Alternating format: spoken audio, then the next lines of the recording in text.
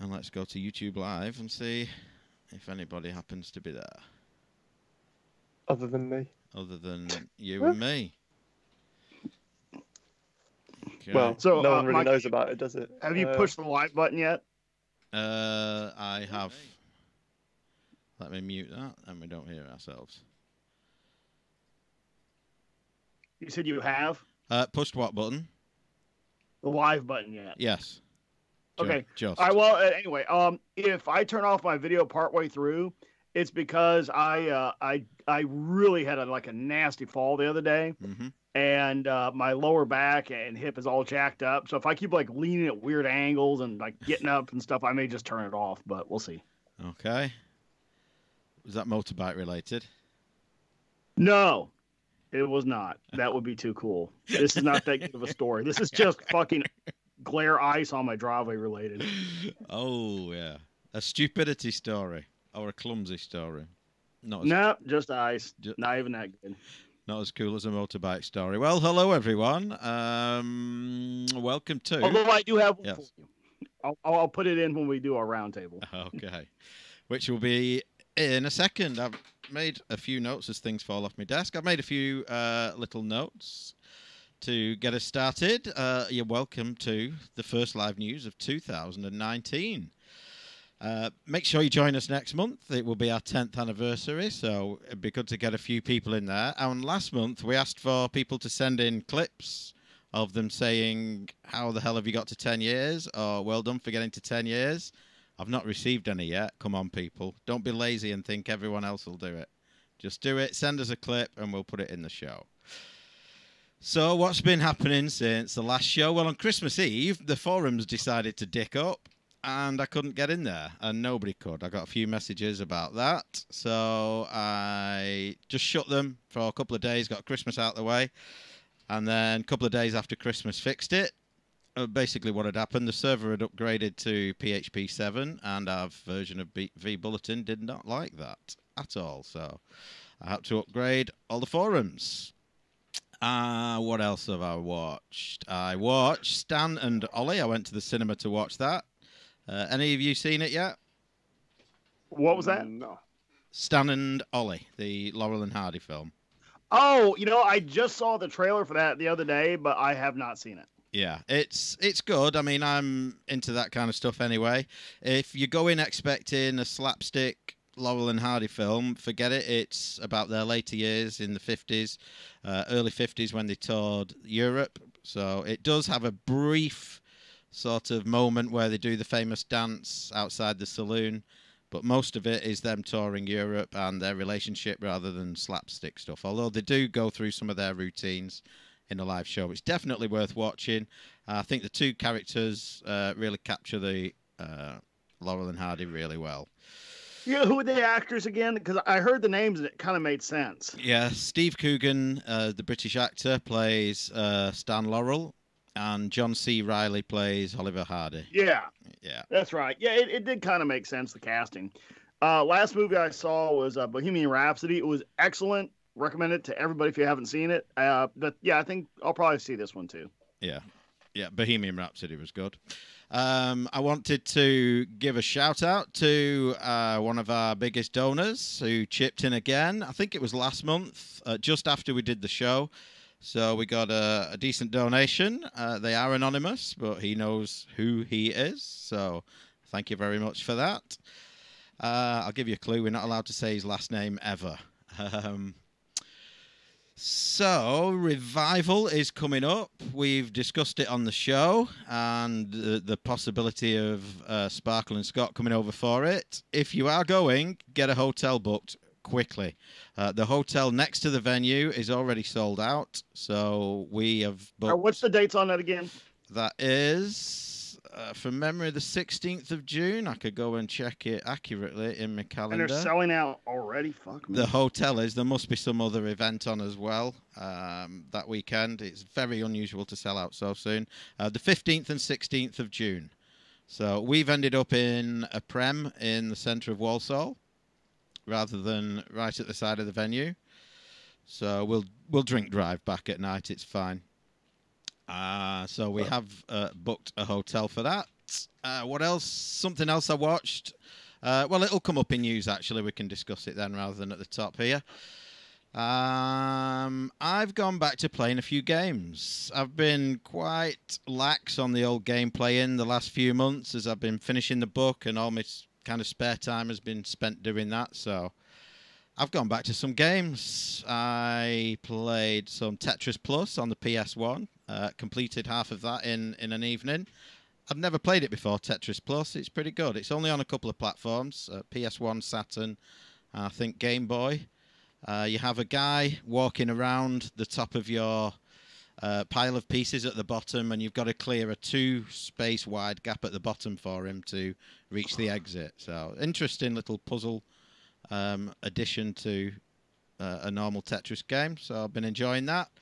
What else have I been playing? I've gone back to Game Boy Tetris, honed my skills again on Game B of that. See if I can get a world record again, or close to. So I've been doing that. What else? I'm about to start Legend of Zelda Spirit Tracks. It's been sat there waiting for me for a long time, so I'm going to play through that on the DS. What else did I do on the DS? Oh, yes. I wrote a song about SoCal Mike. I don't know if you know this out there. Maybe my co-hosts do. I don't know. But I've written 2 songs in my life in the last few years. One was about Neil, and then no Neil. And then one was about the birth of my granddaughter. And I got struck by inspiration again the other day and wrote a song about SoCal. But it's from SoCal's point of view, as he's sitting all sad in his hotel playing on games with no one to talk to. But it's, yeah, I don't consider myself a songwriter. But this one, so what I'd normally do is sing a tune down the phone to Adi, send him the words, and he would do the rest. What I did with this one, I just did it over like an acoustic guitar, which I did myself, but I don't play guitar. So what I did was used a DS game called Jam Sessions, which gives you, you know, on the touch screen, you get your strings and you strum the strings with your stylus, and you move the D-pad to play different chords. And I dicked about with that for a couple of days, got some chords that I liked, and then sang the words over it. So at some point you may get to hear that song. I don't know, but yeah. It's an interesting process I enjoy going through every so often, but I do not consider myself a songwriter by any means. A scam to the left and a scam to the right, a scam in the day and a scam all night. And do your partners. What other notes did I have? Random can talk about the prizes shortly, because he's got them sat in front of him and he can show you on screen. Yes, the audio clips, we asked for audio clips, send them. And a general note on listener interaction. We used to have some fabulous listener interaction. We do get some good stuff, you know, people sending news, sending us funny stuff, people chatting in Discord, but I don't know if it's because they're bored of us, because we've just been around so long they take us for granted, like office monkeys, I don't know, but send us some shit to put in next month's show, being our 10-year show. So that's it from me.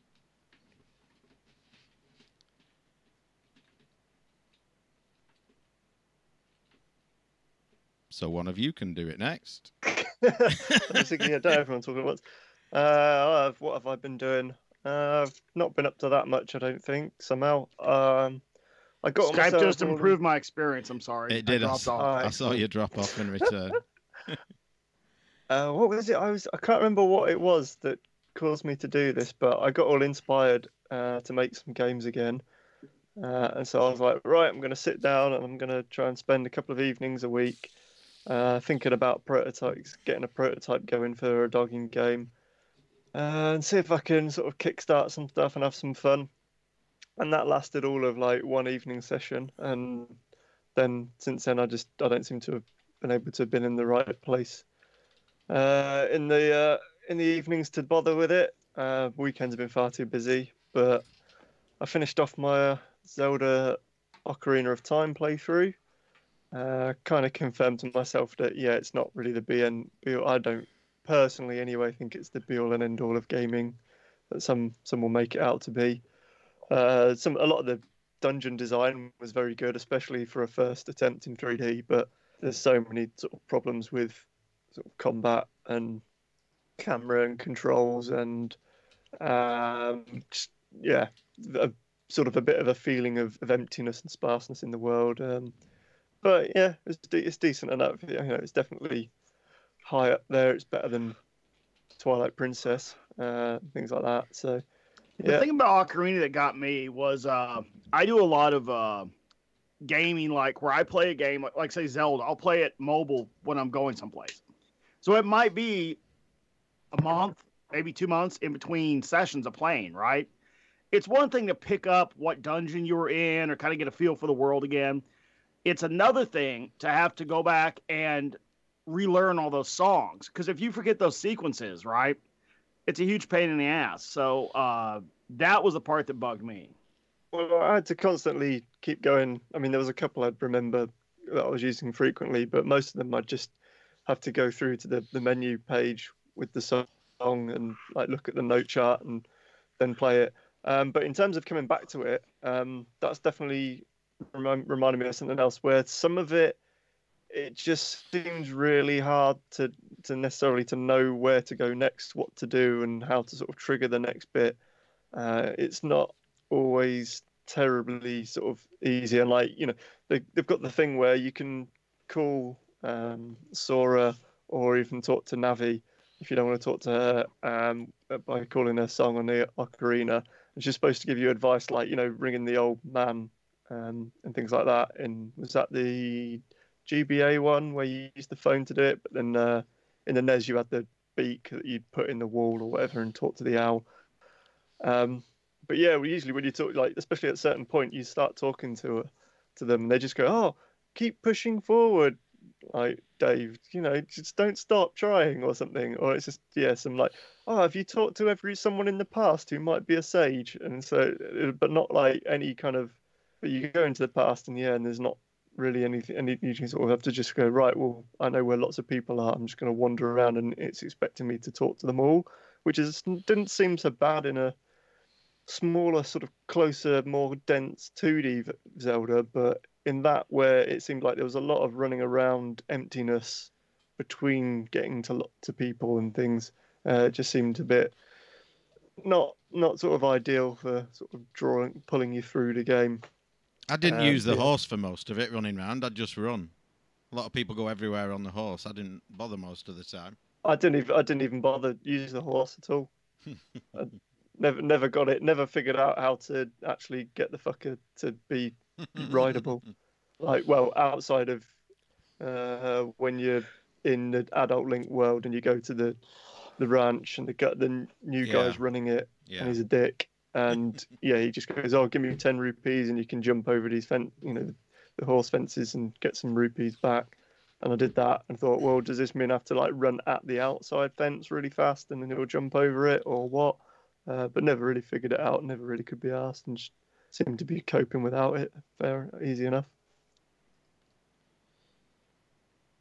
I watched a walkthrough of a Zelda game, the Philips CDI one. The one, is it Wand or Sword of Gamelon? It looks awful. I'd never really played the game other than a little terrible. bit. It looks Expo. like a horribly drawn cartoon. Yeah, it was pretty bad. I would not recommend you play that. That isn't. Yeah, it's definitely not a good one. Yeah, and the other thing is, Retro Hamer has noticed in the YouTube chat, my hair has disappeared, and it has not fallen off. It was not a wig beforehand, but it has now been sent to a children's charity where it will be turned into a wig. So yeah, young children and young adults who get cancer and don't want to sort of go around without hair and get picked on and shit like that, they make wigs for them out of donated hair. So I've grown my hair and sent it off to them. So a very noble cause, and not to deride that, but their choice would be wear a cap or look like you. Yeah. Could they get high if they smoke it? Look like a late 90s skateboarder with a beanie hat all the time, or Or look like a do wizard. something with. Yeah. Yeah, I think that's pretty much it, really. Still pissing about with a bunch of VR stuff on my PS4. Been watching a bunch of content about the Resident Evil 2 remake. Some stuff about sort of the differences and things like that. I'm either going to wait for it to go down in price, perhaps, or I have a funny feeling my mates might have bought it for my birthday anyway, because it seems like the kind of thing they do. But then I wanted to go through the PS1 one again anyway, so I'm not in a rush to play the new one necessarily. Yeah. So yeah, maybe I'll. Well, I'm having a clear out. I've got sort of a bit of a reignited sort of. Well, I've not been going out much like exercise wise, so I've ended up with more time for sitting around gaming. So I'm playing more games, and hopefully I'll find some time to get back into making some games. But we shall see. We need to do dogging. Well, we need to make a game about dogging, yeah. Whether we need to like go and do any research or anything like that, I don't know. Where are you going, Michael? Just research, darling. Just research. gonna do some focus testing. Who's next? That would be a fascinating thing to go up to a dogging site and just set up like a power inverter and a table and a TV and the console, and then just go to random cars. Hi, would you like to participate in a focus group about gaming? This one's about dogging.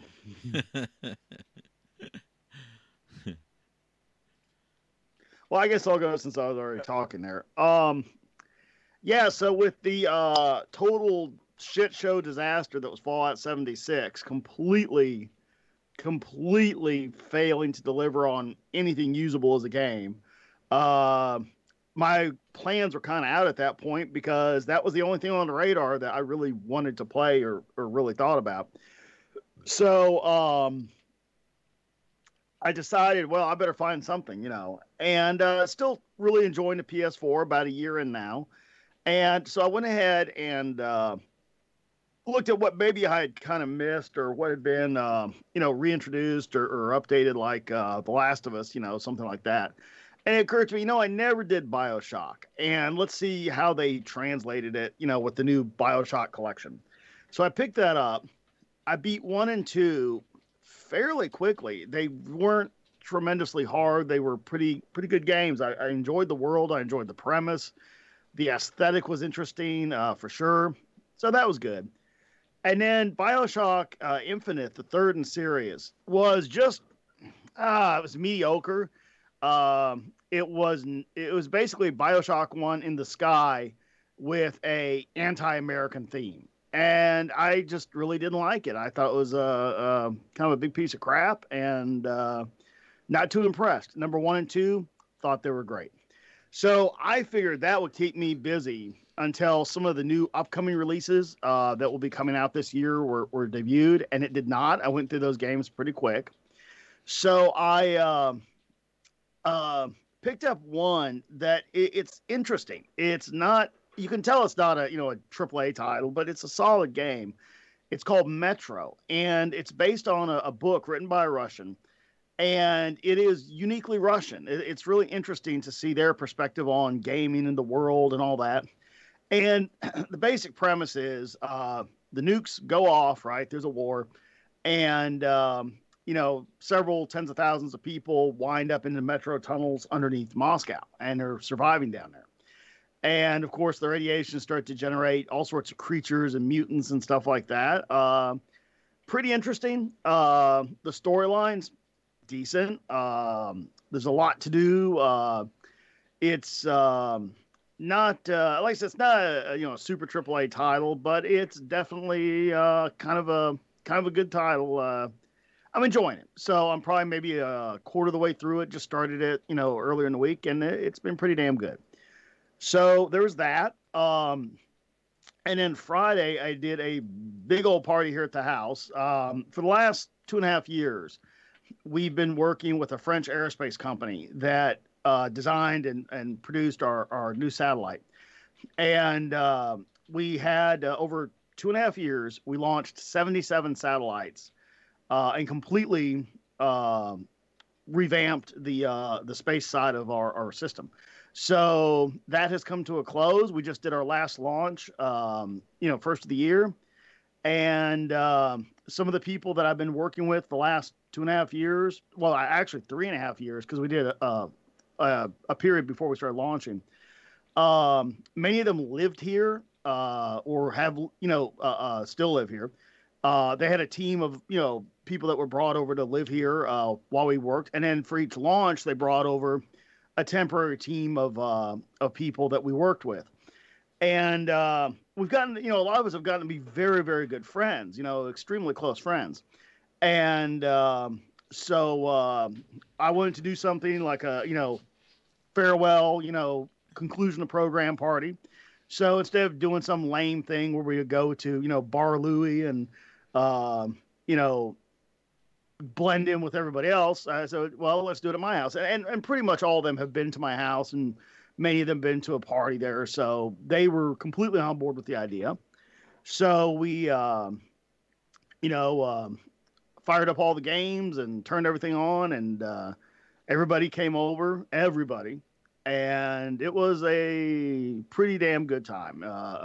Really a good way to wrap it up, But I just kind of wanted to say something like, I've said this before, that, if you have a collection, even if you just have one arcade game in your house, right, and a couple consoles, or if you've got a big collection, it doesn't really honestly make a huge difference. I mean, I've done, when I had 12 games, I did some pretty cool, parties that were, gaming focused. But yeah, it's a great time. I mean, if you've got a couple games, invite some friends over and, enjoy it. It's a great way to, spend some time. So that was that. Other than that, that's kind of about it. All right. So I've been pretty busy myself since Christmas. Got a couple days to relax. Work didn't slow down too much, but I'll kind of kick it off with what I was doing gaming. We picked up Smash Brothers. Played the hell out of that over break with my kids. I think we've unlocked all the characters. I think we got all 70. Had a lot of fun doing that. Even my little one was able to unlock some of the special characters. We pretty much just did tournament mode. Haven't really touched the story stuff too much yet, but just we're having fun kind of playing 2-player, going through the game, getting to the boss, and then getting a challenge with an unlockable character. So you can unlock 70 characters. I think there's 70 characters in all. I believe you start off with 8. It's just great, man. There's so many characters to play. So if you have nostalgia from sort of that 8-bit, 16-bit era, man, they got just about everybody in there, other than maybe some SNK characters that are kind of missing. But, they got like Pac-Man, Sonic the Hedgehog as unlockables. Street Fighter characters. It's just a lot of fun. I mean, I know that there's some folks that get really deep into that game, and there's tournaments and everything like that. But I mean, you can still just have a good time messing around with friends or family on it. So if you got a Switch, I think it's definitely worth the cost of admission. In fact, my kids wanted to keep going on it, and I think I mentioned to them, well, it looks like there'll probably be some additional characters because we just got the standard edition. I don't know if there's like a collector's or something, but it looks like there's additional characters that will be coming out online. So they convinced me to buy into the online, ticket or whatever that was. And while I was on there, I decided to pick up the year admission to Nintendo Online for the Switch. Yeah, I want to say it was $20. It might have been 25, and that's kind of like their online, so you can play co-op or whatever you want versus online content. All these systems now kind of have, the free-to-play online games like Scott mentioned with the Fallout 76 and stuff. Now you kind of need a subscription to whatever the console's online service is. I didn't feel bad picking it up because it gives you the Nintendo Online NES Entertainment System, which we played quite a bit of. So I want to say there's maybe 20 or so odd games in there. My kids played a ton of Dr. Mario, started going through Legend of Zelda with them, and I started playing a lot of Gradius. That game's a lot harder than I remember. I don't know if getting close to 40, if sort of my hand-eye coordination's not what it once was or what, but man, that game's brutal. The nice thing is they're save states, so I played through the first couple levels several times until, with that game, you have to kind of pick up all the options and all the weapon upgrades, and if you don't, you're just totally screwed. So I was able to kind of cheat my way along by doing save states at the end of levels. Also playing some Red Dead 2. Kind of got pretty deep into that at first, and then kind of fell off. Just haven't had a whole lot of time to continue the story, but been enjoying that. I was trying to explain to my little one the difference with sort of some of the early consoles. So we did some emulation. I was showing her Pac-Man on the arcade versus the Atari, and oddly enough, she liked the Atari version better. Which I was like, this is the wrong choice, but she, for whatever reason, liked the Atari better.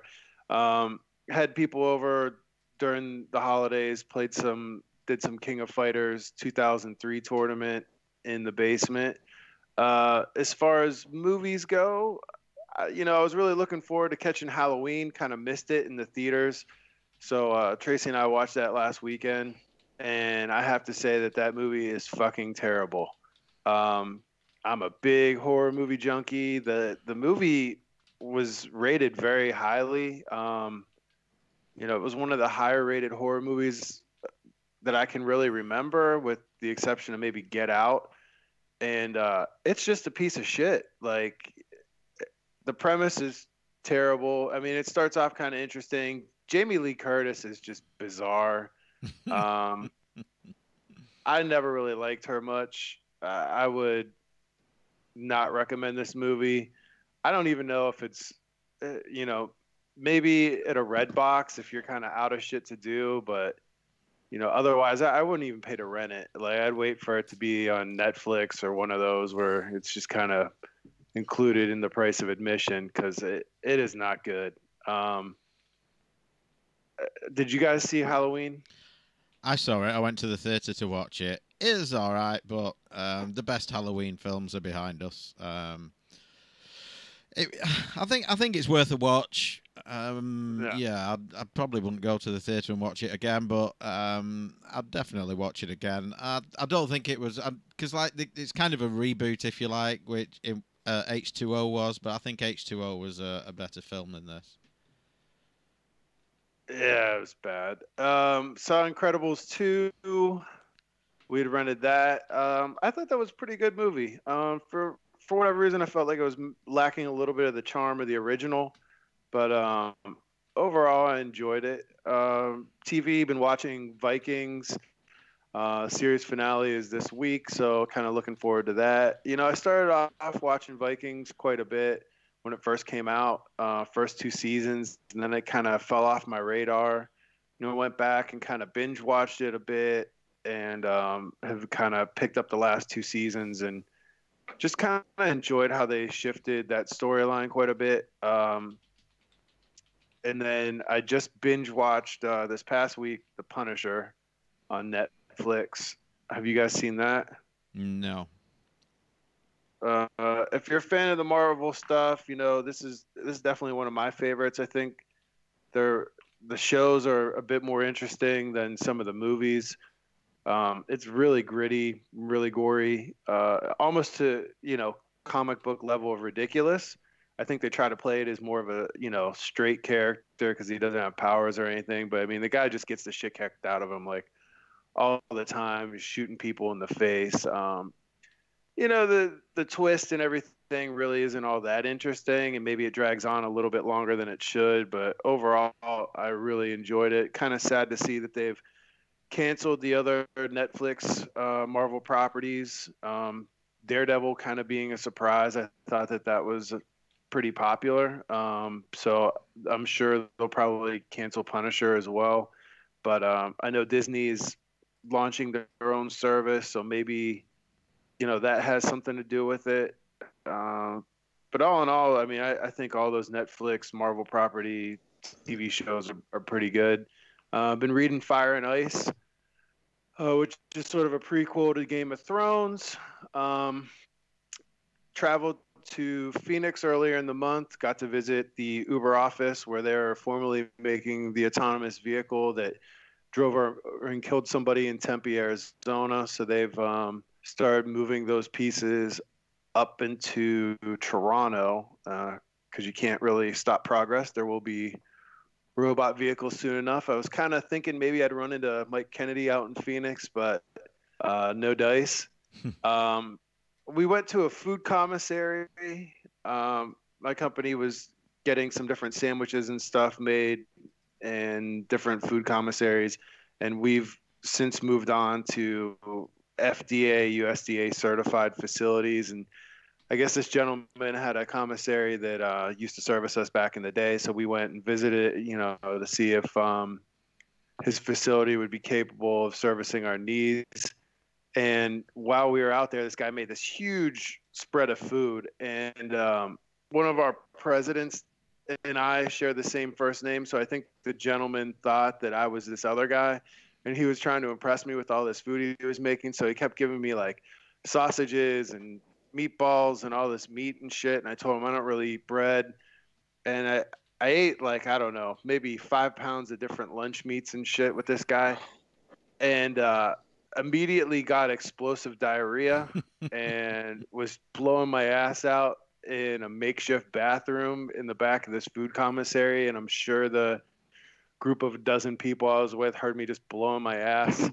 So that was pretty embarrassing. And notable additions to my bourbon bunker whiskey collection this month would be Sazerac Rye, which I finally found a bottle of.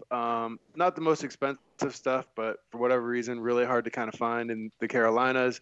And I also picked up a Diplomatica 2002 single vintage, which is allegedly a very delicious rum. So that is going in the collection as well. It should be, the normal stuff's bang on, so. Yeah. Comes in a really fancy box. But like a fancy box. Yeah. Yeah. So let's jump into some news, fellas. Okay, just before we do that, Random has got some prizes to give away, and I will play the prize alarm for people. So if we give... How many have you got left, Random? So I've got 1, 2, 3, 4, 5, 6, 7, 8 now because I added another one to it. So we can maybe do 2 or 3 today. Save some for next month. Up to you. Whatever. Yeah, so these are, if you want to... Oh, they're on camera there now. The Chris Wilkins range of books. One at a time, people. You're not getting the whole lot. So we need a prize alarm and a phrase that pays. So the prize alarm will be, and I want to give a shout out to this guy as well, Willie Culver, of course, Focus RS. Long-time listener of the show, contributor to the show, friend of the show, and personal friend of ours as well. Willie, I've sent him a handheld Atari this week, ordered it for him from Funstock, and, well, it will go in the mail this week. I gave it to Paula last week to mail, and she forgot, so it's going out this week. And he's picked up a game for me as well, a board game that I've been after for a while, so I will show you that when it arrives. And he's also looking out for a Merlin for me as well, because I never see them over here. So, in honour of Willie, Willie will be the prize alarm in one of his 20 guises, saying something like this. Retro Gaming Roundup. Or like this. Retro Gaming Roundup. So, when you hear that sound, you will need to type in the YouTube live chat window as my cat invades my personal space. We need a phrase that pays. So, I suppose the phrase that pays could be Willie says Retro Gaming Roundup, I guess. If you type in Willie says Retro Gaming Roundup, then you can win a prize from Random Dave, and you can pick one of his books. So listen out for one of these. Retro Gaming Roundup. There you go. So, as well as the Chris Wilkins books, yeah, the one I've added to it is the not Bitmap, the Sensible Software book, which is the Bitmap books. It's not a Read Only Memories one, is it? Yeah, it's a Bitmap books, I think. Yeah. So yeah, there's that as well, and a couple of the special postcards in there as well. Woo. So there's my pussycat live on the internet as she invades my personal space. She won't stick around long, I don't think. Hope not, because she's in between me and the news. So let's dive into said news then. First up will be this one from Peter Gibbs, SimCity on the NES. I can't see why this wouldn't have worked. Curious, it never made it out. And of course, this was an unreleased version of SimCity for the NES. The article is on Kotaku. And it's been found 27 years later. And there's quite a few people covered this now, watched a few videos on it. And all of them had fairly favourable things to say about it. It's obviously got its limitations due to the platform, as quite a few strategy games did. I know there was a version of Overlord on the NES that did make it out, but it was a cut-down version of the Amiga and PC game, but still a good game nonetheless. Where did it emerge from? Does anyone know where it was found, how it made it out? No, but I'm back. The Skype was improving my experience, I guess. It kept telling me the network connection was lost and cutting out like every 10 seconds. So hopefully Reboot will fix that. There you go. So it looks like Frank Cifaldi's group found it somewhere in a shop in Seattle. Right, okay. From a prototype. The last thing I heard was Mark discussing the whiskeys. All right. We moved on a pace. Yeah. Mark, have you ever heard of a Japanese whiskey called Suntory Hibiki? Yeah, I almost picked one up, but I know they discontinued the 12 and the Habusa 17 or something. I've been trying to find them. They're just not really popular in my region, so I can't ever seem to find one. But I can find the regular Hibiki, but not the Hibiki 12. And yeah, that's Japanese whiskey's a pain in the ass to get these days because they all grossly sort of miscalculated the future demand, which is, unfortunately with whiskey you have to plan 12 to 30 years ahead of when people might want to actually buy and drink it. And so there's a lot of sort of ended up being a big shortage of Japanese whiskey. So I sort of moved on to Taiwanese Kavalan whiskey for quite a while because I just couldn't really afford to justify buying Japanese stuff. And the Kavalan's really nice. Like pretty much everything in their range is really interesting. Completely different taste, obviously, but definitely a bit different to Scotch whiskey or Indian. So yeah, what was really cool is when we did the party, right? The French aerospace folks all got together and bought me a bottle of this Suntory Hibiki. It is some good stuff. Is it the Hibiki 12? I don't know off the top of my head. It's upstairs, but I don't know if it was the 17 or the 12 or what, but it was super nice. So nice. SimCity? Yeah. Still there? Done that, yeah. I uploaded, when I was in high school, I uploaded a version of SimCity on all of our apples in our Apple lab.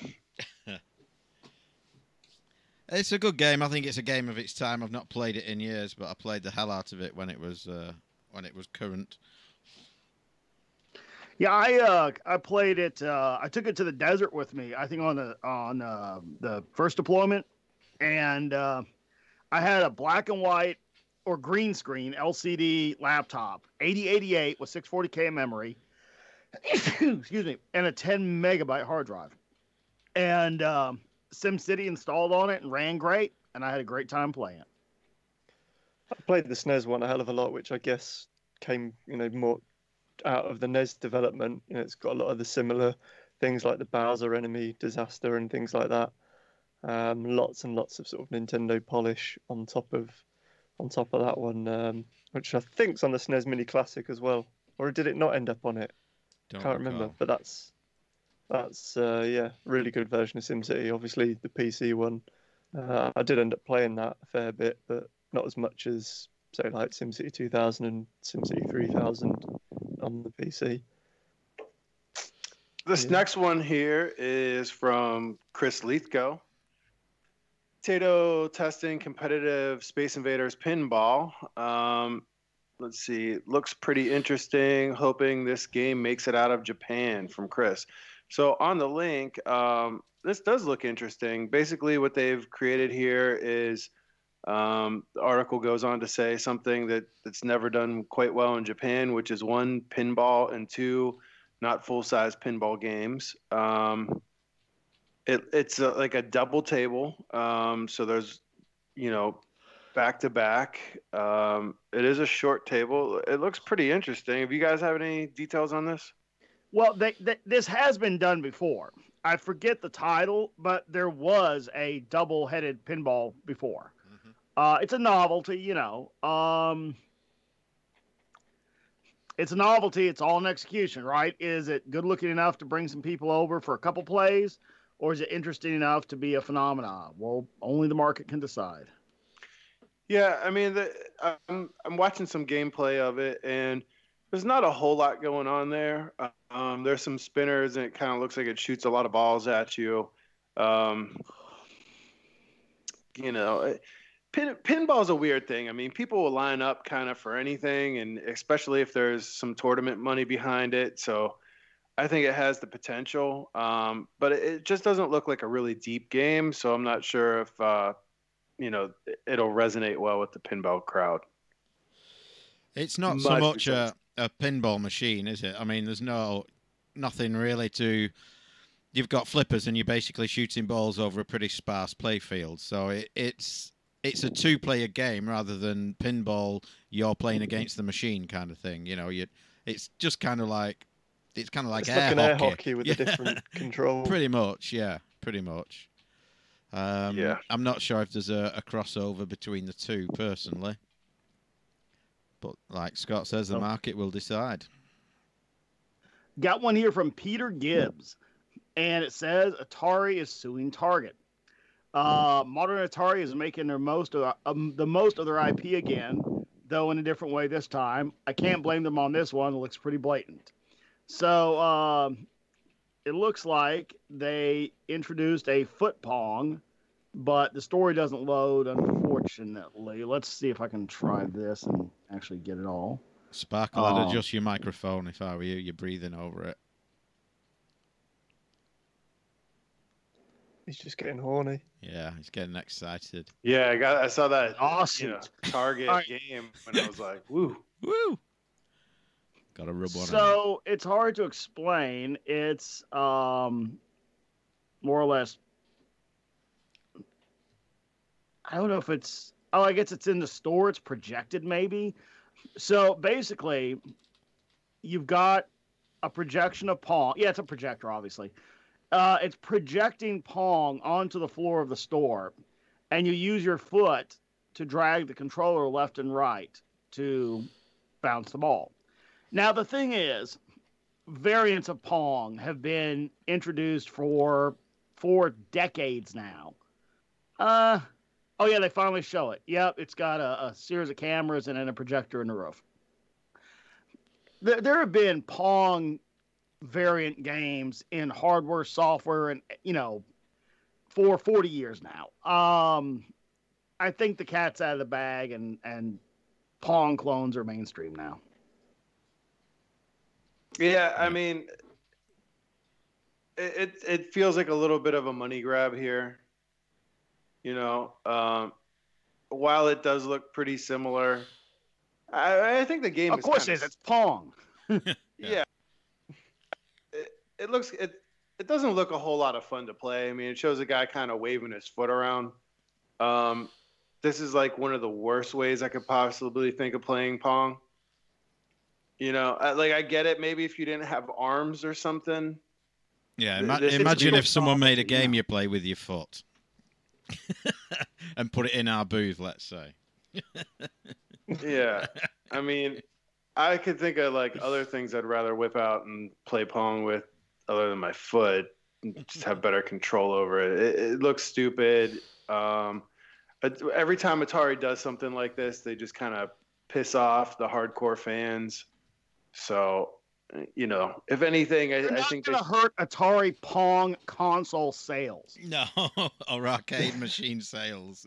Yeah, exactly. No one's going to say, well, I don't need to buy that Pong from Atari for my arcade because the kids can go play it at Target. Look at the line.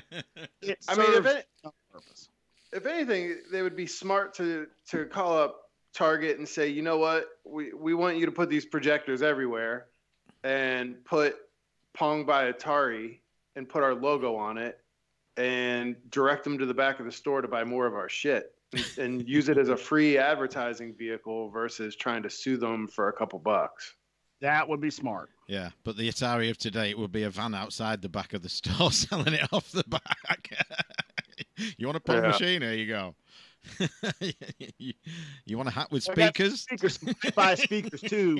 I got some Pong consoles. See, I was just out installing them at this guy's house, and he ordered too many, so I have extras on the truck. So one here from Karl Klitsky, which is a guy who made a tiny game console that outputs to an oscilloscope, and this is an example of because you can, I guess. And it is indeed a console that you hook up to an oscilloscope and you play classic games. There's a screenshot of Pac-Man there. What are the others? There are implementations of Anaconda, Retro Racer, Astrolander, which are mini games from Time Splitter 2. There is Pac-Man, Tetris, and even Super Mario. I'm not sure why you'd want to play them on an oscilloscope, but you can. Should you so desire? Yeah, I was gonna do this one because I was looking at it, and it's quite interesting. So, from a couple of perspectives, that we've had people program like single games for oscilloscopes. So there's a guy. I mean, one of the better ones I saw was he worked out how to redo the Doom engine to make it work on an oscilloscope. But then you've had other games that people would have just pumped out to an oscilloscope. But then, this is kind of quite cool that he's made he's actually gone to the effort of making a little project box, and he's got an 8-pin connector on the top of it, which you can, all it is just translating electrically the pins from an 8-pin EEPROM through a breadboard onto the connector that will go in there. But, essentially he's made these little cartridges for it and controller outputs and the outputs for the oscilloscope, and it's a bit more in depth than the typical one. So whereas people usually have a lot of time on their hands, this guy has a lot of time on his hands. So got one here from Cloanto. They have introduced a new version of Commodore Forever and Amiga Forever. Just waiting for this email to go through here. They sent us a complimentary copy, as they tend to do, which was very nice of them. And it's version 8. So if you're looking to update your C64 Forever, Amiga Forever, it is out there now. And these are great. I run the Amiga one more than the Commodore one, but you can literally have this thing fire up at boot of a fairly modern laptop, have this auto boot, and it will boot straight into an Amiga shell, and that you can run all the different versions of the Amiga OS. So it's like you've got an Amiga, but you've not. It's really good stuff. Very stable too. I've always been impressed. Mm-hmm. What is the price on their product? I just closed it. Let's go back and have a look. I think it says in here, although we get a complimentary one. Let's have a look if it's on the link. Looks like $30 for Amiga Forever. Yeah. 8. Not bad. Price. There are different versions. It starts at 10, so you can get the value edition at 10, which gives you an installer. The Plus Edition gives you that with an option to build a DVD ISO image, and the Premium gives you that and boxed software and additional videos on 3 DVDs. So, but you can start at $10 for the basic one. It's a no-brainer, I think. So thank you to Mike at Cluanto. Mike Batalana. I'm still thinking of your SoCal song. I You care to favor us with a little selection of it? I might play it for you later. I don't know how comfortable I am with people hearing me sing, because I can't sing. Yeah, I don't think it matters. I mean, I don't care. We can treat the people to it later, I think. Let's have a vote in chat. All 5 people watching can vote. Do you want to hear the SoCal song? you do. Of course you do. Nobody doesn't want to hear it. Come on. So we got one here. Go on. Just quickly, that 2-sided pinball thing was reminded me of some 90s toy. I think it was 90s. I can't remember what it was called, but like, was it Backfire or something? Where I never sort of saw it in the flesh. I just sort of vaguely remember adverts for it, and you were like, flinging you were sat at either end of this toy and then flinging this, like shooting a ball at each other, and I think you had to time it to catch it and fling it back. But I ended up sort of then going onto a place where it had a bunch of old Argos catalogues and started flicking through them.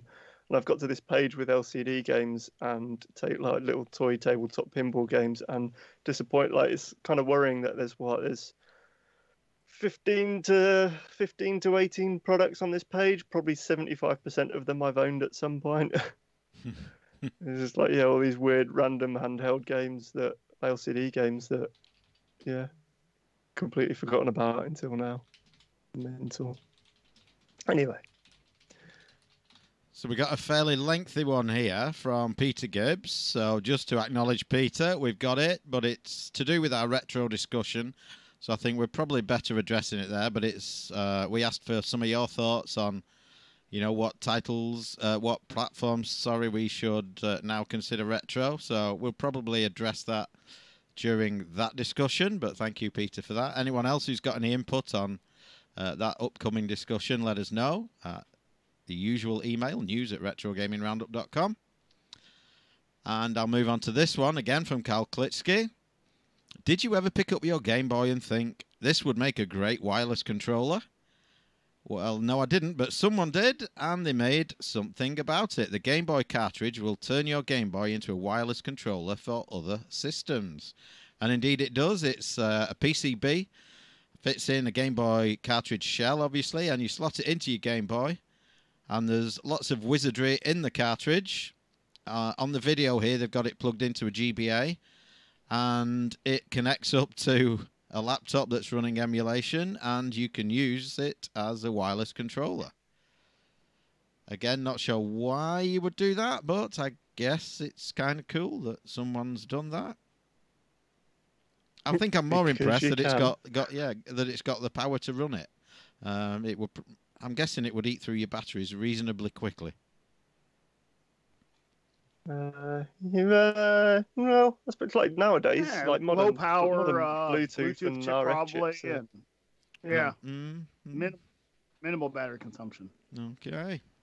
I mean, you could always, unless the cartridge has got, like another battery in there, and so then it uses, it just uses that to drive the radio amp, and then the console, just to do runs the logic inside it. I don't know, but you can buy this thing. The current version of the Game Boy TX cart sells for $23, and that's in the larger form factor of the Game Boy and Game Boy Color. You can also use them in an Advance and SP, like I said, but they'll stick out the bottom of the SP. There's a smaller GBA size one on its way, but it will reduce the range of the wireless from around 26 feet to around 13 feet. And you also need to pay $14 for a receiver that goes into your computer's USB. Is it Bluetooth then, or is it wireless? It's saying wireless here. I think it's RF.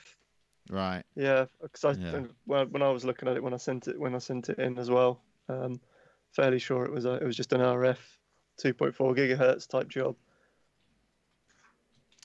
interesting project anyway. Sense. Yeah. Okay.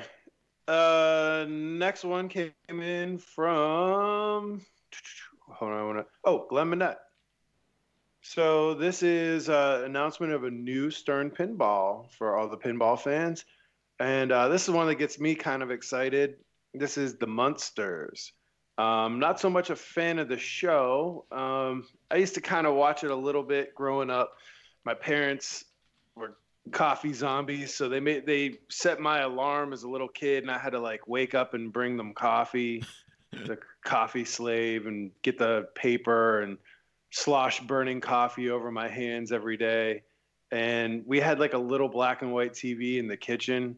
And for some reason at like 5:30 in the morning before school, like the Munsters was on. I mean, this was in the 80s. So the show was old at that point, but, I remember watching it. I don't really remember the show too much other than, sort of the iconic characters and stuff, and a fan of horror. So this play table looks really good. It looks interesting. Obviously, I have to get my hands on it and play a little bit, but I think it's interesting. I mean, kind of, is it a retarded take on the Addams Family? I'm sure you have those folks out there that, are way more into the Addams Family than the Munsters, but to me, it sort of makes sense. So it looks brilliant. The graphics are bright and lively. Just based on what I see of the play field, it looks like this would be a fun table to play. Looks like it would be really fast, as a lot of Stern pinballs are. What are your guys' thoughts on it? I think it's a great theme. I mean, the Munsters is anybody our age or older is gonna know it right away. I think it appeals to kids on first, view. Yeah, works. It's solid. I'm a massive fan of the Munsters. I think it's going back to the TV shows. I think it's a much better TV show than the Addams Family. I think the Addams Family TV show is a bit overrated. The Munsters, on the other hand, I think is vastly underrated. It's a better show. It's a funnier show. The storylines in the shows are better. And I know because I watched every episode of both shows about 2 years ago. And I just dug the Munsters a whole lot more. Which I remember doing anyway from when it was, back on TV. Obviously not the original run. But, the odd evening you'd switch the channels and you'd find a Munsters episode on there. Usually a Tuesday tea time or something like that. But I love the TV show. I watched the video of this thing, and it is, like you say, a big, bright, brand new, shiny Stern pinball machine, as they all are. But I think this one, depending how it plays, and I can't wait to play it, I think this one could be the best one they've put out in a while, personally. The Beatles looked pretty promising, too. I've yet to see either, one in person, but I'm looking forward to it. Yeah, me too. Definitely looking forward to playing it. Since you're like a show aficionado, what was the deal with Marilyn? She was supposed to be the normal one in a weird family.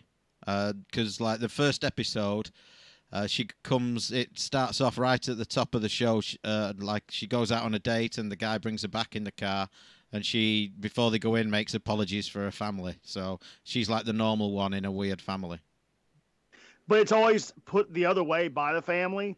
So it's always like they're normal and she's the awkward, ugly one. Yeah. So it's always like, poor thing, she's lucky to get a date looking the way she does. Yeah.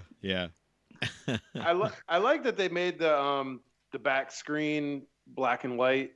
I think that's cool instead of making it full color. Yeah. And then there's a premium model that's black and white too. We should mention. As Stern always loves to put out those premium editions. And doesn't it have a mini playfield under the main playfield? Yeah, and it has as a well. mini playfield. So that looks pretty sweet. Yeah. Well, Stern has gone. There's two things that happened with Stern. One, when Jersey Jack released an $8,000 pinball, Stern realized they shouldn't be selling games for $4,500. They want to sell them for $8,500. So they got right on that. And what they did was they went to a good, better, best marketing model, and kind of like how they price sodas, where it's like Well, this one's $1.85. The other one's $2. It's twice as large, and this thing here for like $2.10 is huge. Meanwhile, to them, the cost is essentially negligible. They're just getting more money, you know. Some of the differences between the basic and the pro and premium models and all are, pretty minuscule. Sometimes it's a visual gimmick. Sometimes it really impacts the gameplay. But certainly, if you add up the parts in the pro version, it amounts to a couple $100 tops. Yeah, I mean that lower playfield. I mean, I know from, at least my experience playing the Ghostbusters. I wouldn't even consider getting the basic model. I think the Pro Edition is just infinitely more playable with all the stuff going on sort of underneath the cabinet versus the regular edition. So to me, it's like, I don't know why they even put out the regular version, because this mini playfield here looks like a huge selling point of the game. Yeah. It's like, I don't know that I'd really be happy with playing a regular version. Well, they also do quite a bit of lockdown to keep you from upgrading. The harness is purposefully different on some games. Let's say you just want to buy those parts and then, hook it up. The software code is different. And the software code looks at what the board is set for. They've locked it down pretty good to keep you from just buying the parts and upgrading yourself. So, got one here from Colin Broccoli, Tan. Unfortunately, the article doesn't load. It loads the magazine, but the article isn't in the magazine. It's an industry magazine called Interzone, but unfortunately, it links to the wrong one. Next one here is from Chris Leithco, and it is that Hyperkin is making an NES light gun that functions on modern TVs. A great idea who is well overdue. So the link goes to Hyperkin here, and they pretty much make that exact announcement that they're going to showcase this product in 2019, and then it'll be released. So it's the Retron S64. No, I'm sorry, it's not called that. It is the Hyper Blaster, and it is a HD TV compatible gun for the NES. This is good. Cool. Another one sent in by me in terms of hardware, and following on from the what is retro discussion. This is a thread that one of my mates had sent to me to remind me about this, and I've forwarded it on here, and I've said, is it retro when it starts to reach the end of its designed life? Because this is a reminder that if you have an original Xbox, apart from the very latest motherboard revision, which was I think 1.6, all of the capacitors in it were, used a sort of 10-year design life capacitor. So in the clock, real-time clock, memory, doohickey, timekeeping, they're all leaking now and destroying boards. So all you need to do is go in. You can either desolder it carefully and take it out, replace it if you want, or you can just put a pair of pliers on it and yank it off the legs. And leave it with nothing there. All that will mean is that you won't get any clock. It won't remember the time ever, which is hardly a big deal, rather than it just destroying the motherboard.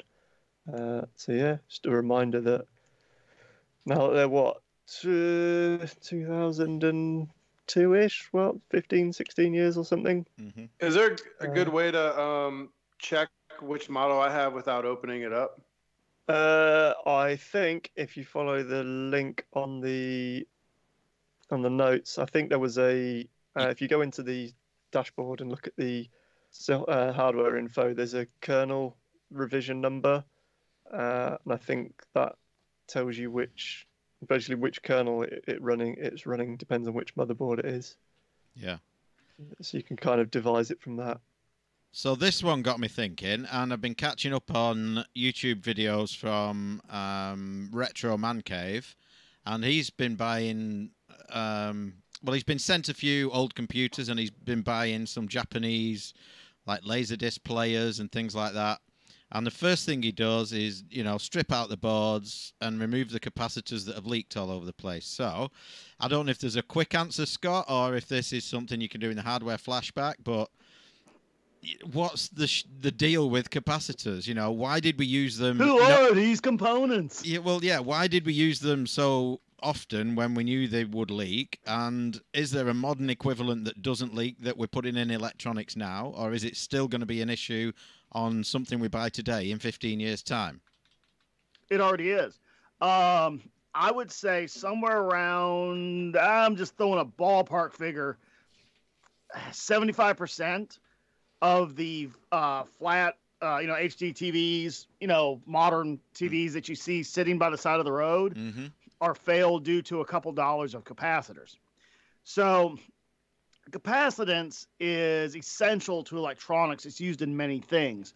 For example, in power supplies, it's used to filter out AC ripple. Basically, a capacitor holds a charge and can discharge that charge kind of like a battery, right? And it's just simply two plates of conductor with an insulator in between, right? So they come in a huge galaxy of ratings for voltage, capacity, discharge rate, all sorts of stuff, right? So in a power supply, for example, when you have some AC ripple that's still in the DC, it charges and tamps down the AC, when it's rising, and then discharges and fills in the gulf, if you will. Not the best explanation, but it's kind of a visual over the radio one. And reduces that AC ripple, right? It is needed to drive things like CRTs. It's needed for power conditioning. In fact, that's one of the things that goes bad on motherboards. A lot of motherboards that fail or will no longer boot. Notoriously, the Pinball 2000 ones, it's due to the capacitors that age, right? Now, some capacitors age very well, some age horribly. The ones that age horribly, for example, are called electrolytics, right? Where you have like a paste with an aluminum foil and all that. A cheaply made electrolytic has a very brief lifespan, and I'll unfortunately find a lot of those in consumer products. Well-made electrolytics tend to last quite some time. Now, the more you need, the bigger and more capacitance you need with the higher rating, it may end up probably being electrolytic, right? There are other technologies like, mica, tantalum, that age very well and hold their value very well, but are much more expensive and are not available in higher values. Or if they are, they're much, much, much more expensive than the cheap electrolytics, right? So, yeah, kind of that's why one of the most popular things they sell for arcade monitor repair is what's called a cap kit. It's the most common capacitors on that PCB that drives the monitor. And that's why it fixes most problems, because as they age through heat cycling and, drying out, just age, they tend to drift in value and produce unwanted effects in the circuit, or they tend to die.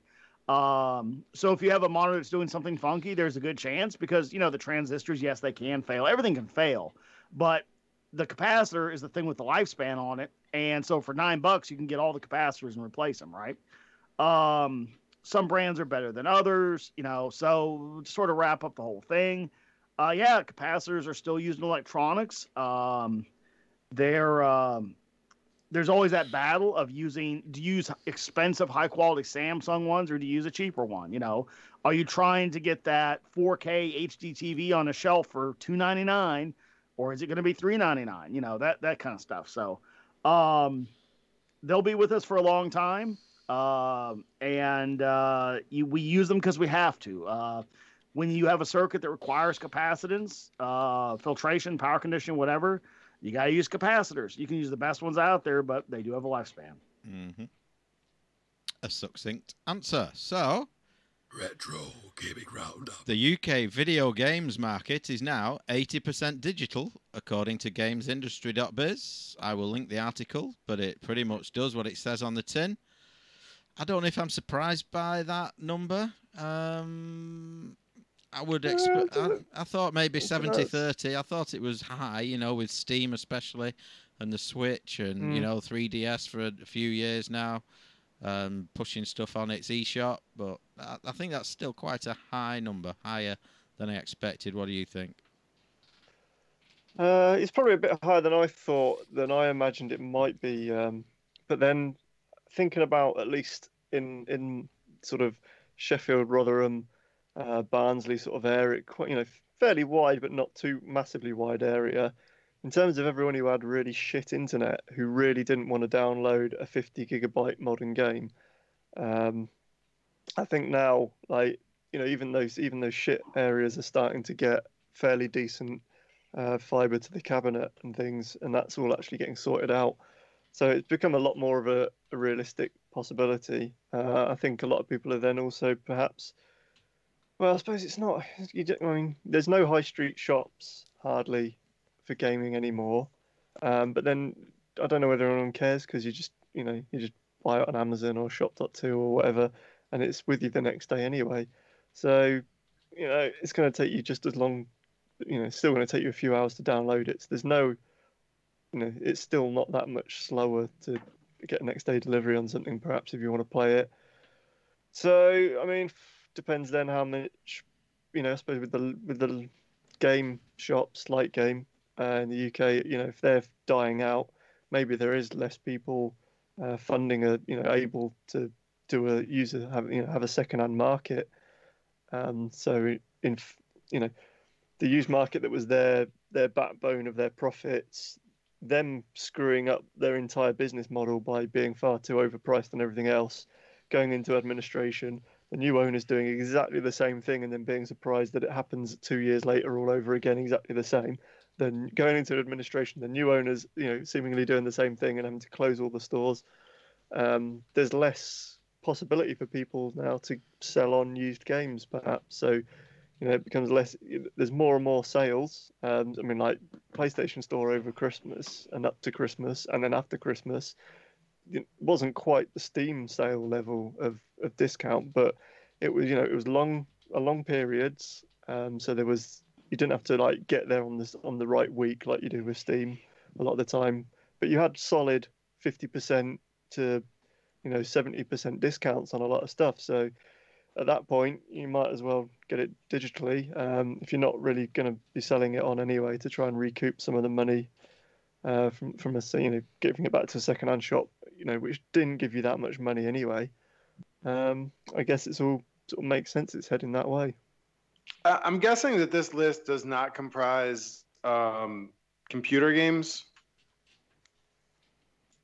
Doesn't really seem to spell it out here, but I mean, and is it by revenue or number of downloads or what? Because if it goes by number of downloads, then probably just because of Fortnite, all the numbers are skewed, because Fortnite's got a bajillion people playing it, and you know, well, and then that comes into, does it include mobile?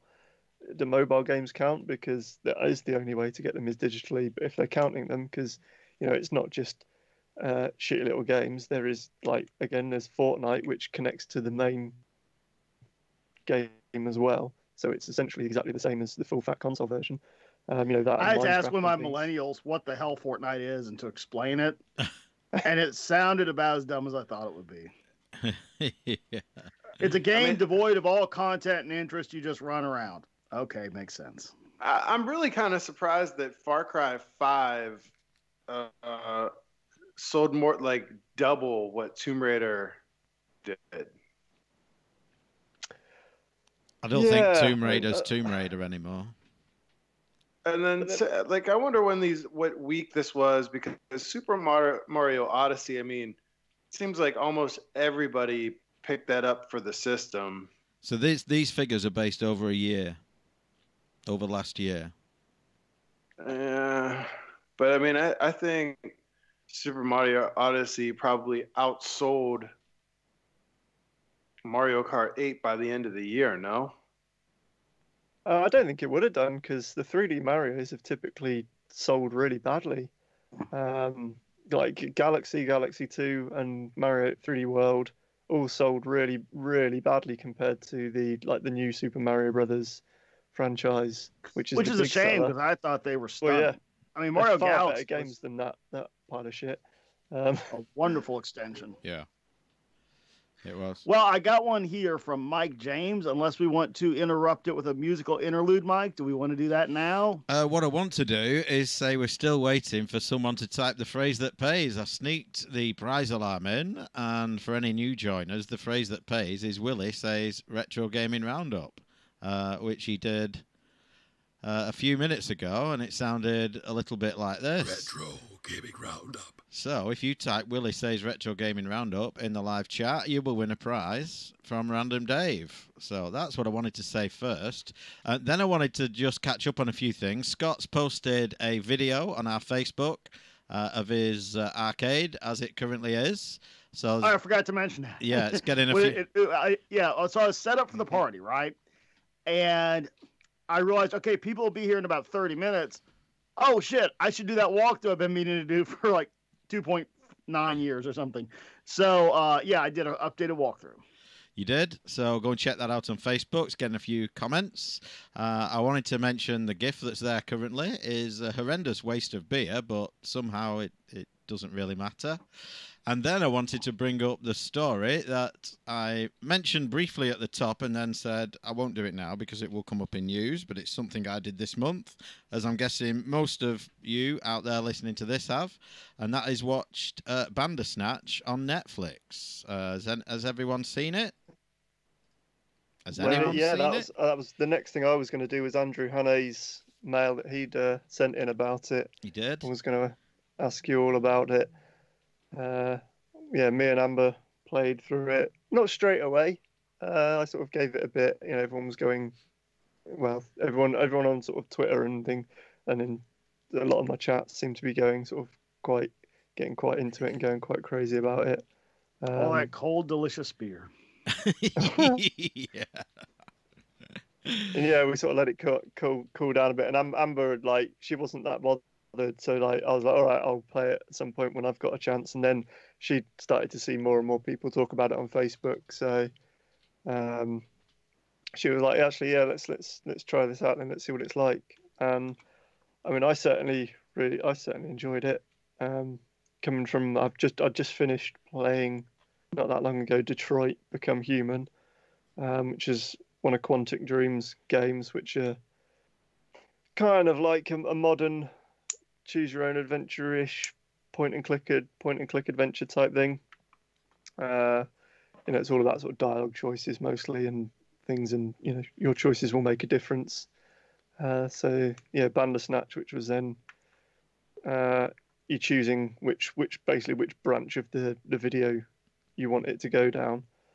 And I quite liked how there's various different endings, lots of good bad endings you can get very quickly, endings that take quite a long time.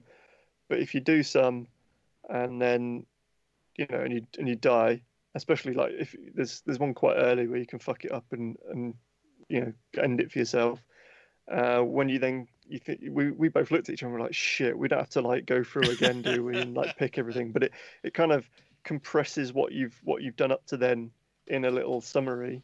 And then sort of brings you up to that decision point again. But it'll also, so a lot of the time I noticed was a slightly different scene that was bringing you into the decision for the second time, which was quite good. And then the more you did it as well, so it would keep sort of recapping all masses of stuff at certain decision points so that it go back. And so then it sort of it starts to break down the fourth wall a bit, and some of the characters sort of seem to remember previous choices and things, and that sort of then plays into how the narrative plays out. It's well worth a go, and it's sort of a fun little look at a Hollywoodized version of 80s ZX Spectrum coding, going from sort of bedroom to slightly more professional studio. And as Andrew Hannay has said, he doesn't know whether it was like that or not back in the day. Maybe Simon Butler can either confirm or totally slag it off. I thought he would have done this month, but he didn't. He covered something else. But I know that he hasn't watched it all. He didn't like it, and he turned it off after about 10 minutes. So, because I asked him about it. I watched it. I think I got the same ending Random did fairly quickly. So at the end of, when you get to one of the endings, it will give you a little kind of 80s style computer TV show where they're reviewing your game Bandersnatch. You know, you play the central character, you make his decisions, and you develop the game Bandersnatch. And they will give you a review score on this TV show. And the first one I think I got was 2.5 out of 5. I'm assuming the good ending is 5 out of 5, and I did get that, but you have to do some pretty grim stuff to get there. And there was a bit of furore in the press about one of the decisions you have to make. And because, no spoilers, you get the option to kill someone in there. And it's up to you if you do it or not. And people weren't happy with that, but I liked it. I think in total you get the option to kill quite a few people. Yeah. One way or another. Yes, you do. There's a couple of instances I saw, and there's a fight that you can have as well. But I didn't go down that route and see how that ended. But I enjoyed it. It's quite dark and quite grim, as Black Mirror tends to be, but I do really enjoy the show. And I thought it was very clever the way they did the interactiveness of it, where, like Random says, you don't go all the way back to the beginning. It kind of gives you a quick breakdown of where you're up to and gives you a choice again. But although I did go back to one choice and the options were slightly different, it was the same decision point, but the options were slightly different. It does do that, and I noticed that a couple of times. How, especially as like your understanding of the world, from what it's shown you, it knows that it's shown you these things and taught you about the world. So then the options kind of change based on that. And I think so. Yeah, where there was certainly one point where, initially it seemed like there was two options. We picked one of the options, and then we're like, all right, we'll go back and we'll pick the other option. Mm-hmm. But then it was basically, it was that other option we hadn't picked, but then a new option. And so then we picked the new option, and then we sort of got back to there, and then there was like a fourth option. So then there was actually quite a few more than just the two branches that came off it. And it's been quite interesting. So since it's come out, there's been interviews with obviously with Charlie Brooker and stuff, and he said, not doing another one of them in a hurry. That was a right pain in the ass to actually film and produce and figure out. And you can have it. It's bad enough working on like a 1.5 hour, linear plot, but trying to, I don't know how much total footage there is, but they say sort of like an average thing to see. Most of it is 1 hour 45, but I bet there's probably well over 2 hours of stuff there. I think I read somewhere there's about 5 hours, 4 hours 40 of total footage. Yeah. Yeah. So and planning how it's all gonna fit together, and then getting all the continuity correct and all sorts of stuff. Absolute fucking nightmare. I'm assuming it's on US version of Netflix as well, is it?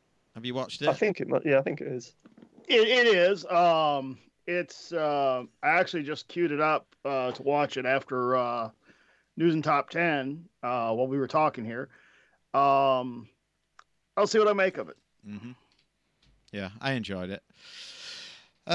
Okay, nobody wants to win with the phrase that pays. Retro Hamer's holding off, giving others a chance. If I was him, I'd snipe it personally, but there you go. We'll do another one shortly then, see if anyone wants to win then. So I watched a video from Techmoan recently, and this is an article I sent in. 3,000 ROMs shipped from Amazon plus a dodgy console. And he bought one of these consoles from Amazon. It's kind of like a mini arcade machine, comes with 2 controllers, and it's sold with 3,000 classic games. And it includes Nintendo games, Game Boy Advance games, Game Boy Color, Game Boy, Super Famicom. It's got Sega games on there. So Amazon are selling ROMs, and I assume that they are not paying Nintendo and Sega for those licenses.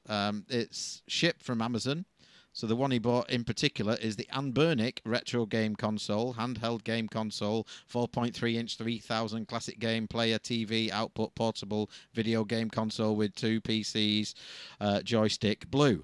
But he opened it up, as he tends to do with most of his stuff, and basically it had a micro SD card in there with all the ROMs on it. So if nothing else, because I mean it's not a great system, but you get a free micro SD card out of it anyway.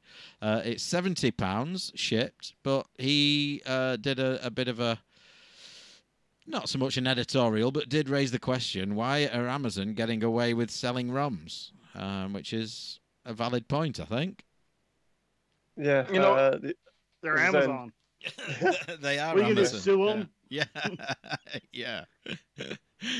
Like I said, at our mall during Christmas time, there were some of those dodgy consoles at a kiosk where they were selling, like the 601 game systems, and it looked just like a mini NES, and it had, Super Mario Brothers on it. And I even talked to the Asian fellow working there at the kiosk, and I said, are these licensed? And he was like, oh yeah, everything's licensed on there. And it was like, there's no way. And this is like the upscale mall.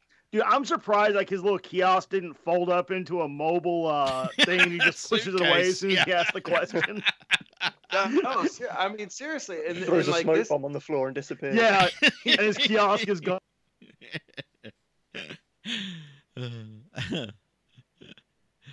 Like an upscale mall. This is like our Apple Store, Neiman Marcus, Louis Vuitton, like all that shit. Like this is not like, a dying mall that's just filled up with like trinket shops. This is like the high-end friggin' mall, and they were selling these things at a good clip. I mean, there was just parents loading up on these things, and it was like $50 for a fake NES with 2 controllers, and I had Contra and shit on it, and I just was dumbfounded. Like, how the fuck are these people getting away with selling this thing here? Obviously, the Nintendo lawyers weren't hip to it. Although I did go 2 weeks ago, and the kiosk was gone. So he's in another mall. Yeah. Well, like, Nintendo some lawyers big have been fuckers busy on with- to us. Yeah. They've been busy with Soldier Boy and his consoles that he was marketing, which there was a console and then a handheld which were just rebadged. I think it was the Bit Boy was the handheld, and the Soldier Boy Mini or something was just one of the rip-off sort of Famicom clones. But they had loads of ROMs on them, and it was marking them up like double the price that you can get the actual same thing off Amazon. And everyone was just like, well, hang on, how is these all seem to have ROMs on them? How's he doing this? And yeah, sure enough, after about a week, Nintendo had shut him down. And then he's come back and he's like, I've got a new console, and this one's going to run Fortnite. To which Epic are like, no, it isn't. So, good luck with that. Yeah.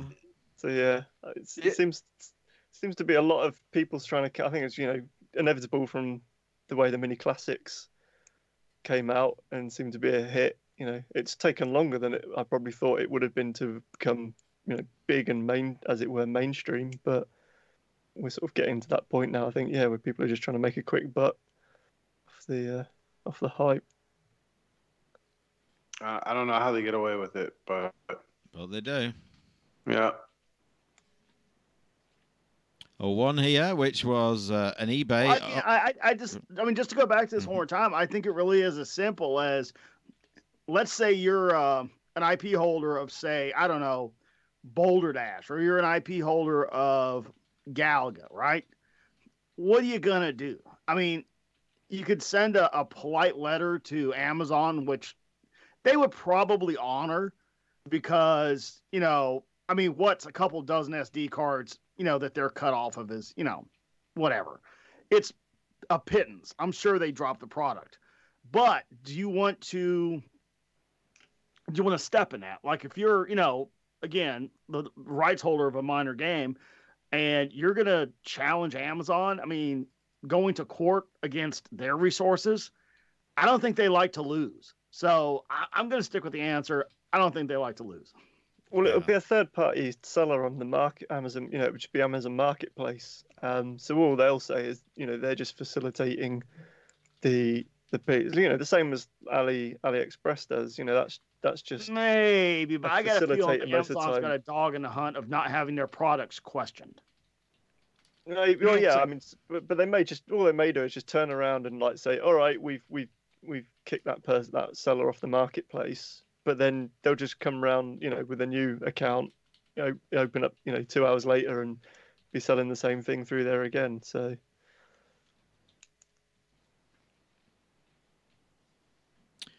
Yep, well, one here that was sold not on Amazon but on eBay, and it is a classic Famicom box console system from Japan, which is a rare collector's item, and it looks like the kind of thing you would see in a store where you slot. How many is it? Let's have a look. See if I can count them. If it'll zoom in. 1, 2, 3, 4, 5. Looks like 15 cartridges, 15 Famicom cartridges in it, and you would pick which one you want to play. And it would output it to whatever you've got plugged in there. But it was a legit system. You can see all the serial numbers there. So I'm wondering if it was like a Japanese, store display kind of thing. But it did sell, and it went for 737, I'm guessing that's Chinese dollars. Translated to pounds, what's that? I think I saw it on here. Did I see where it closed? Approximately 422 of your British pounds it sold for. So somebody snagged it, and somebody's got something very rare, but they've paid for the privilege. But it was an interesting item.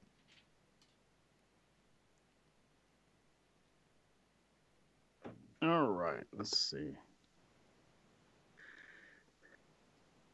Just trying to read more about it on some on Famicom World. Got one here from Mike James, and it's called World's Greatest Game Room. And this is an arcade walkthrough. Yeah. It is pretty incredible. The guy has pretty much, I would guess, every console product made essentially.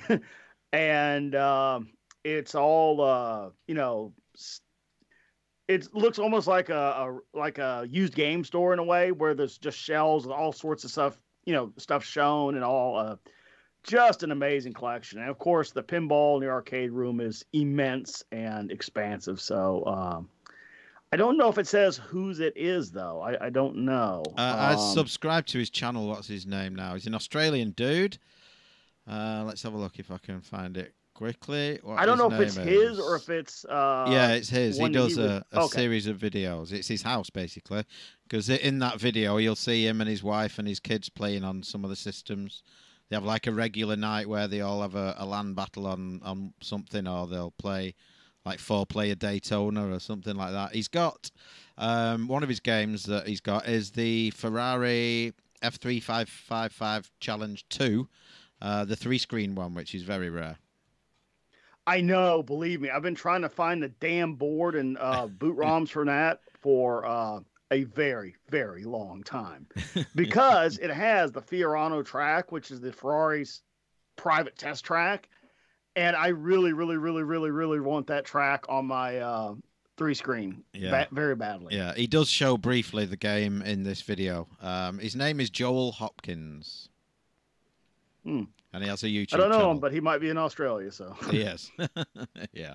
Yeah, I think he has like a smoke machine or a fog machine or something in the arcade section, because it looks like there's like a haze floating around in there. Yeah, he's got loads of black light and flashing lights and all kinds of stuff going on. Should watch a few of his videos. They're really good. He does some unboxing ones.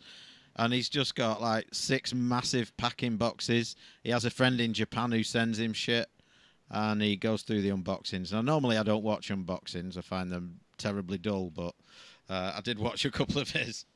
Just the amount of Japanese shit that he gets sent is amazing. Yeah, he has a really cool Neo Geo setup I've never seen before. Man. And pretty much everything that's rare. Yeah. Yeah, I definitely want to go hang out at this dude's house. Yeah. The hell?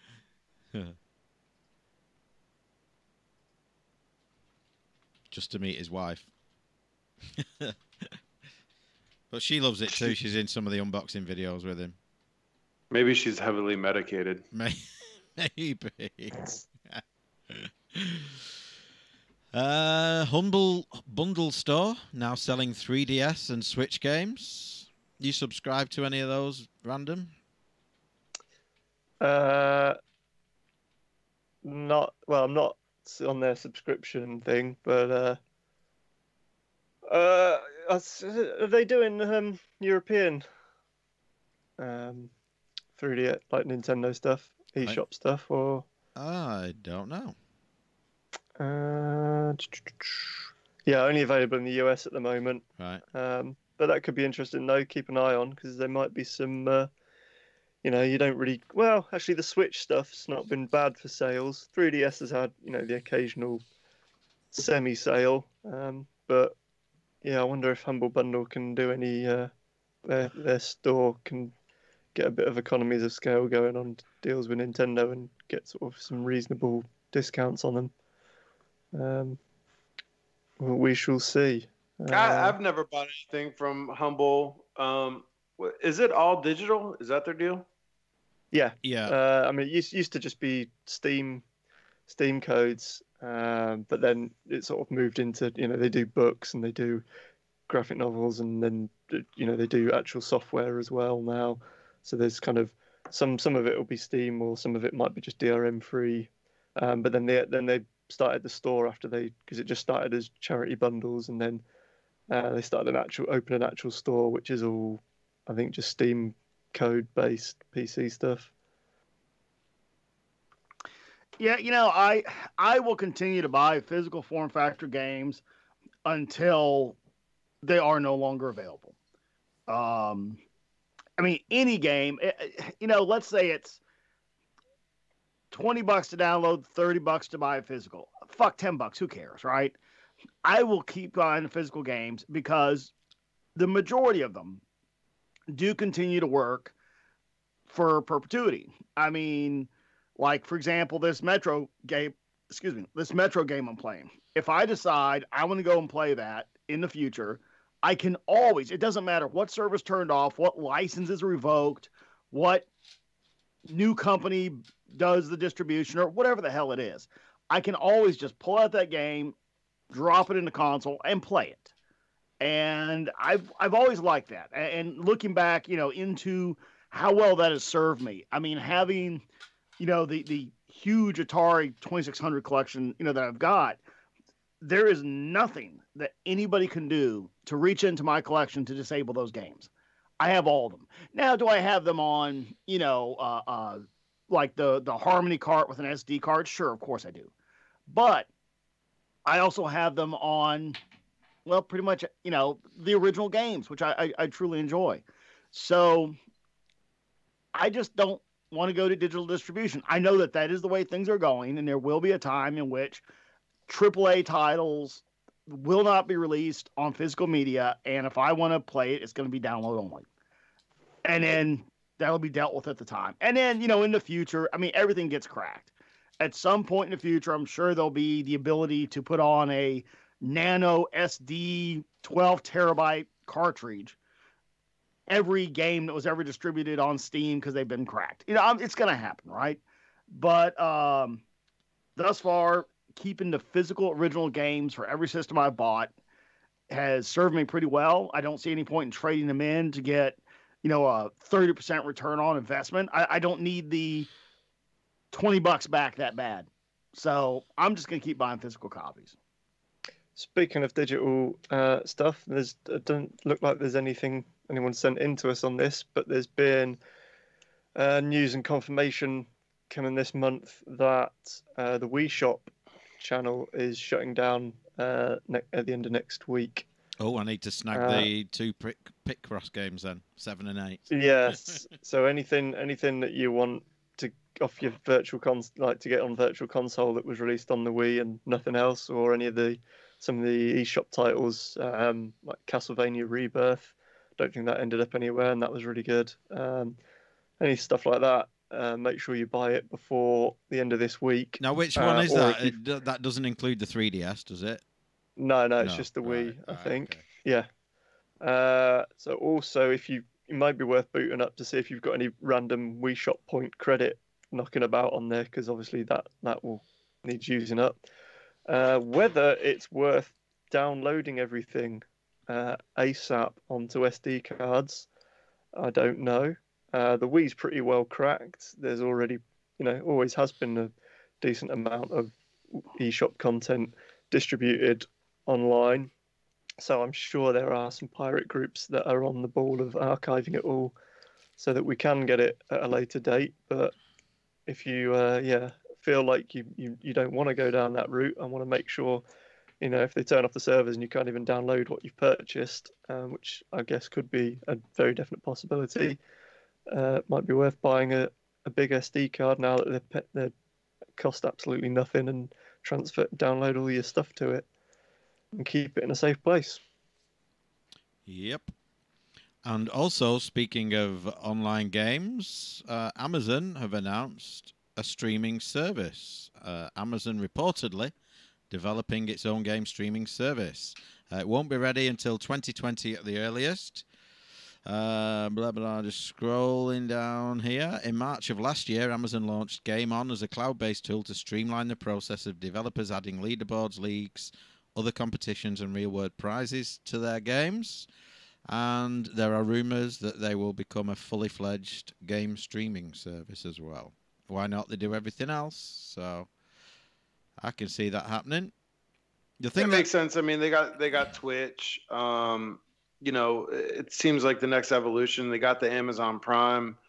With Amazon, they're such a disruptor. I mean, they can come into mature markets and just shake it up. I mean, look what they're doing with the Amazon Go stores, where I think they said by 2020 that they'll have over 3,000 of these, where you just walk in and can grab whatever you want off the shelf. So people like 7-Eleven here in the United States probably getting pretty nervous. I don't think they've seen the big impact with the Whole Foods pickup, but it makes sense. I mean, Amazon Prime they can make zero profit off of it as long as they want to prove the concept. Steam, I think Valve does a great job, but over the last couple of years, they haven't put out a ton of games. They've kind of focused on one or two here or there.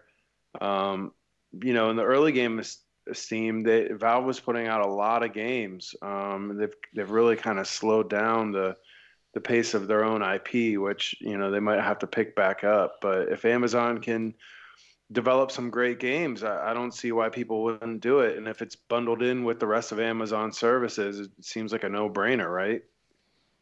I can see it as the next iteration of their service. The thing that annoys me with Prime is, even if you have Prime, there's shit on there you've still got to pay for, which is kind of annoying.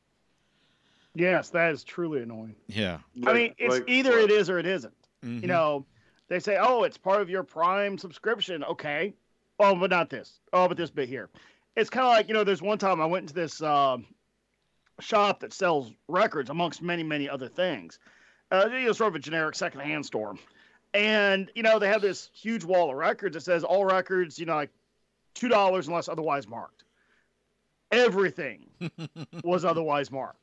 Everything. It's like, I don't mind. Like, I obviously, I'm not going to think that I'm going to walk into a store and buy an original Beatles, LP for $1. I get that. Nobody's, saying that. But,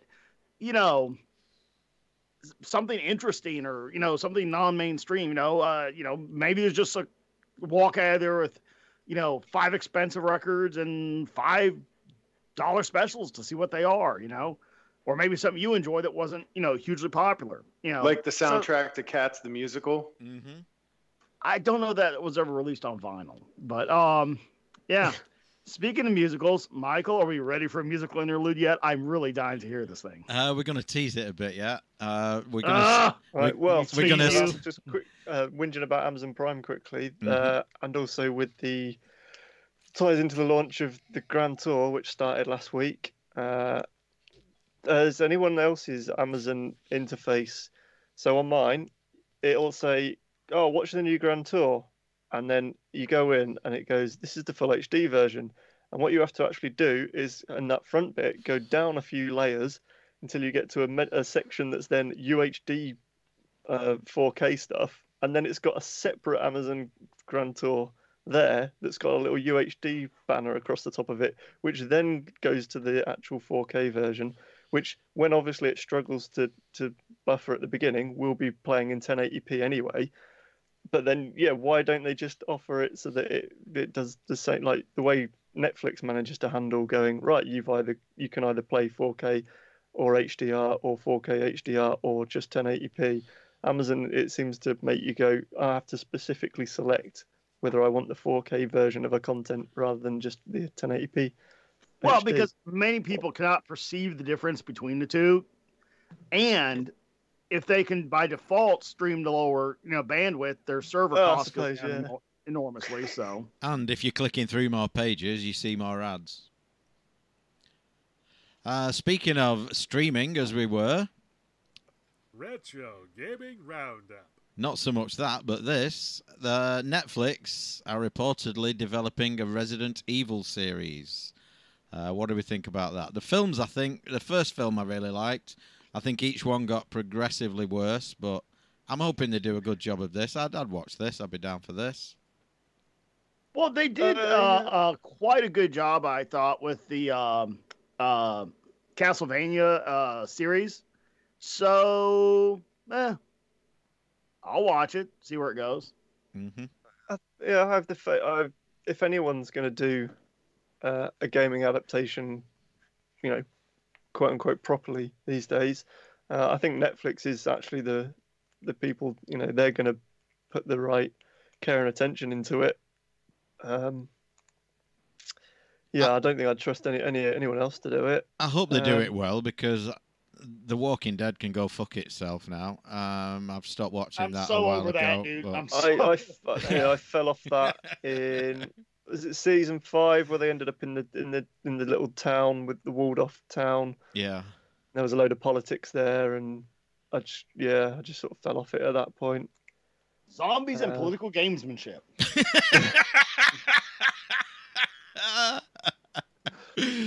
Show title. I tell you where I bailed. I'll tell you exactly where I freaking bailed, man. Was the Negan thing, right? Every Negan, he was supposed to be this big bad, scary, evil bad guy, whatever, and he was just a fucking bore, because every Negan speech was where he'd talk, then he'd get loud, and he'd pull it back and let you know, hey, I'm a nice guy, really.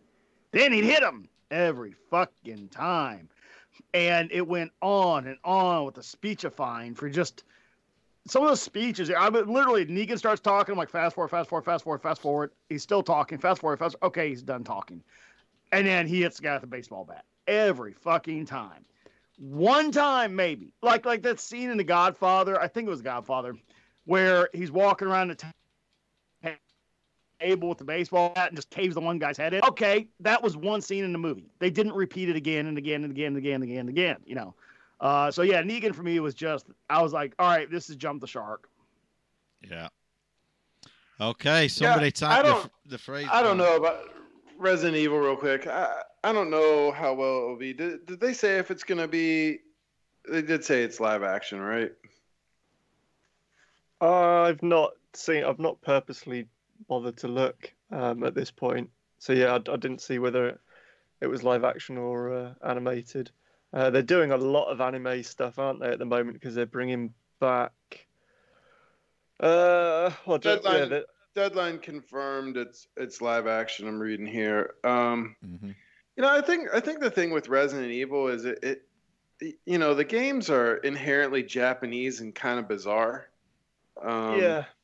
And a bit campy, and a part of the charm of it was the bad, the poor sort of low budget translation and things like that. Voice acting. Yeah. I mean, Resident Evil 4, which is a great game, is really probably the least Japanese out of all of them. in a weird way. Well, it's odd, that one, isn't it? Because that's kind of credited by a lot of people, like even Cliffy B, for being an inspiration for then creating like your third person over the shoulder cover shooter, very Western way the industry went for quite a while. And it all sort of then spawned out of this, this Japanese survival horror. There's definitely things about it that are very Japanese, and you wouldn't, seemed a bit anachronistic back then, let alone now. But it was certainly the most palatable to most people, I think, at that point. Giving it that new perspective and a new sort of slightly more action bent. I mean, it's still incredibly. Massively about resource management. You can't just go around and shoot everything in sight because you will just run out of ammo incredibly quickly. And I have done that playing through that game. Managed to get stuck in spots where I'm like, fuck, I just don't have enough ammo to carry on. I've got to go back a number of save files and start again and do this a lot more economically. But yeah, I mean, I think it was the right direction for the series to go. 5 and 6 maybe a bit, started to step over the line. They've sort of reined it back in for. I think Revelations was a good step back, and then what I've played and what I've seen of the Resident Evil 2 remake is a good blend of making it still feel like Resident Evil 2, but bringing controls and things, and certainly graphics, fucking atmosphere, fucking amazing. Bringing them into modern style. 7, I don't know where I put it yet. I'm still struggling to play through too much of it without shitting my pants. Yeah, me too. That game freaked me out. Yeah, I like VR. I'm making sure I'm purposely playing it only in VR, and sometimes I'll boot it up, and just after 5 minutes of just slopping footsteps through squishy stuff and all the other ambient stuff in my headphones, and just. Yeah, I'm just like, no, I can't do this today. Sorry, I can't do it. And like, so many times I've got to a point, I'm like, I know that this character is going to jump out at me, or something's going to jump out at me, something's about to scare me, and I'm preparing myself for it so that it doesn't shock me and I can deal with it. And it's still just like, apparently it's been quite amusing just watching me I can suddenly just jump and be like, no. And then like, I'm sort of physically backing away from enemies that are coming towards me, and I'm sort of like pushing myself into the back of the sofa more and more. Yeah, it's quite ridiculous, but I don't know whether that's going to mean I sort of start being desensitized to normal, non-VR presented horror games, because that was always something I liked, was the fact that I did get a bit far too into. I mean, like the last ones were even. A playthrough of Silent Hill 1, which I did only 5 years ago or something, still really freaked me the fuck out. Even and Resident Evil, either before or just after that, the first one, like both, even quite primitive as they were, like still really creeped me out. I hope I don't sort of lose any of that feeling from traditional sort of horror games. Yeah, I feel like the immersive content, the fact that it's a game, just makes it better. Some things don't translate well to TV or movie, and I would say Resident Evil would be one of them. I suppose, yeah. I mean, a lot of the, there are sort of jump horrors, and certainly the series became more schlocky jump horror-y, but a lot of the tension, I think, for me comes, something especially that happened with Deadly Premonition, was just the fact that you are limited in ammo and resources. Things can kill you and come at you, and it's it's actually just like the fear of dying and losing the progress and things like that, more than it is sort of but then sort of combines with this creepy music and the sound effects. But it's more, I think, that than just because I don't end up walking around the house like I do from watching some horror films, and then like in the house in the dark going to bed and like with the lights off, and I'm like hearing things in the house and getting scared. I don't get any of that. I'm just really hyper stressed, I think, from the resource management of a good sort of traditional survival horror. Well, somebody did type the phrase that pays, and it was Ian McCarthy, I4000 in the forums, now that I've added him again after deleting him. Yeah, I might be misremembering, but I'm sure we met this dude at CGE. Am I thinking about the right Irish person? I'm sure he's Irish. I believe so. Maybe getting mixed up, but random.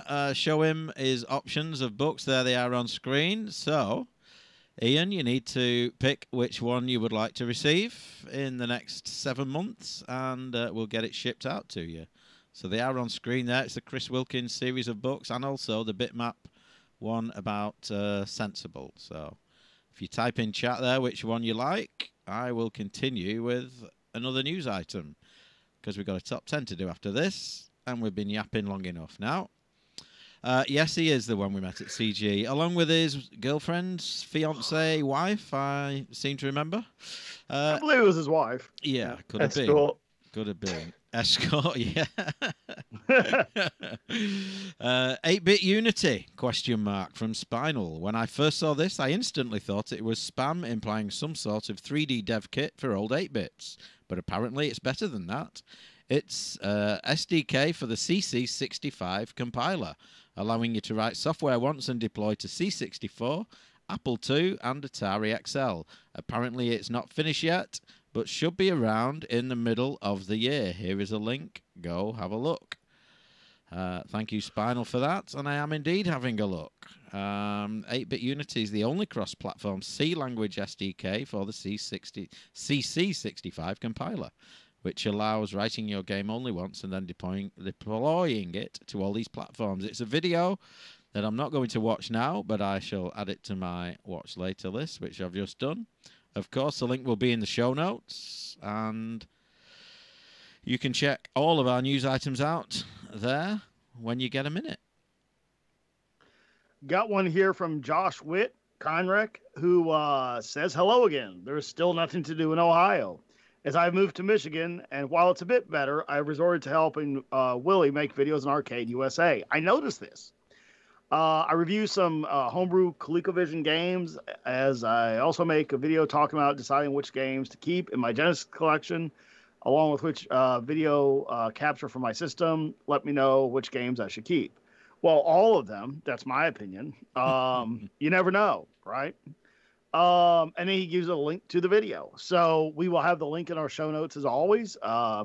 Josh is a great dude, and you know, it's fun to do some content with Willie. He came over to my house again recently, and we did another filming session of some classic toys and other things in the basement, and it's a good time. So be sure to check it out. Yeah, I did watch this, and he's right. There is still nothing to do in Ohio, hence his move to Michigan. But I did watch this. Was Josh at CG? He was on the reg desk. He was what? On the registration desk. He was the one that picked up all the slack for SoCal's dropping. Yeah. Oh, okay. Basically, he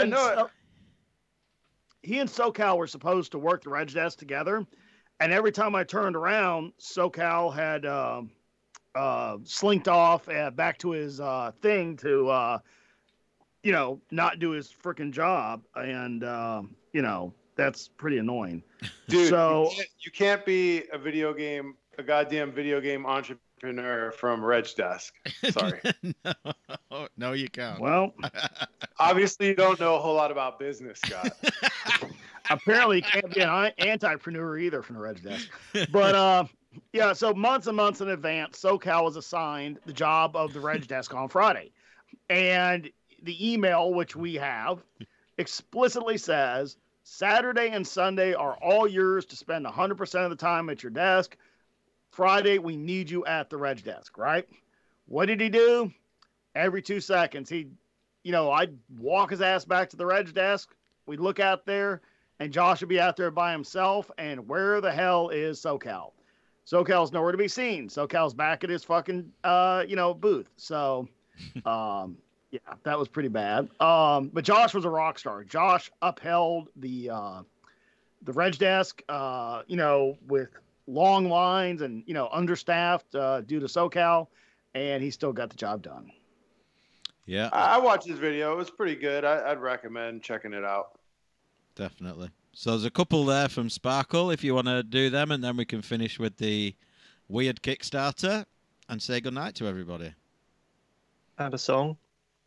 Yeah, so Metroid fans, a little update from Nintendo this week. Nintendo put out that they are rebooting development on Metroid Prime 4. So this article was from Ollie Barter, kind of all over the news. Basically, Nintendo came out this week and said, you know, Bandai Namco is fucked up. We're taking them off Metroid Prime 4. Retro, the studio that did Metroid Prime 1 through 3. Bandai, I mean, that's a long-term big name. Yeah. And, I mean, you know, I don't know. Have you guys played Metroid Prime series? I played the DS one, and I played Metroid Prime Hunters on DS, and I think I played one on GameCube briefly, but not all the way through. Yeah. I played the first one all the way through. The second one, probably halfway. I've been meaning to play them through again. I've got them. It's like one of the things I want to sort of quite high up on my list. I want to go back through one and then you know, actually play through two. And I've got the third one on the Wii knocking about somewhere to play through. I really enjoyed them. I love the one on the Wii. The one on the Wii was beautiful. It really showed what the console could do. You know, it was maybe a little bit sparse. Maybe some of that had to do with, you know, how hard they were pushing the hardware, but you know, it felt a little bit empty in my opinion, but in a way it kind of gave you that feeling of desolation and being on these like abandoned spaceships and stuff like that. I mean, the atmosphere was fantastic. Controllers might have been a little goofy and everything, but just great space game, man.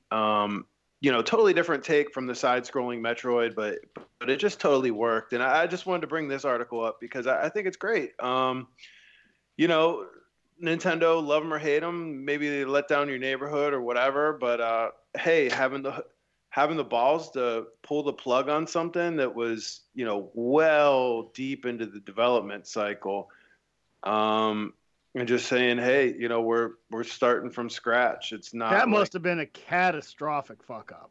I mean, when you think about it, and that's not Bandai again. That's big name. That's no small potatoes, man. Yeah, but Bandai, what have you done for me lately? You know. Yeah, that's they really must have stepped in it for Nintendo to actually have that kind of move. I mean, maybe they were a bit scared after the what was it, Other M that Tecmo did, and that sort of went down like a lead balloon with everyone. Maybe they or just Fallout sort of 76. Maybe they were like, nope, we're not doing that. Maybe they just, you know, they've learned once from not having a sort of, you know, they now know what a subpar Metroid game is for them to be bringing out. So maybe they just sort of saw that writing on the wall and decided to make a change. It's interesting that, because what was this? Was this 2 years ago, E3, or 3 years ago, they showed the Metroid 4 logo and got everyone excited, and then obviously now they've, you know, there's not been any sign of it, so they've had to say, yeah, it's, you know, it's not happening anytime soon. Don't expect it to be this Christmas's Switch game or anything. But there was the Pikmin, and, you know, the news that they were started work on Pikmin 4 like good couple of years before that, and we've not heard anything about that either yet. So I wonder what's happening there. Well, because that's something that I'd really like to see as well. I mean, it's definitely one of their marquee, you know, pillar titles or franchises.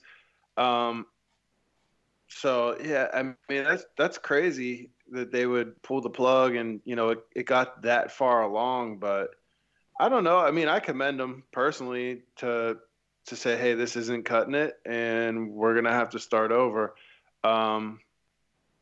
You know, and I think every time they put out one of these Smash games, I think that it probably draws a lot of, you know, drums up a lot of interest because, you know, in the newest Smash, you can play as Samus, Dark Samus, Zero Suit Samus, Ridley is Ridley in, yeah. Samus Iamus.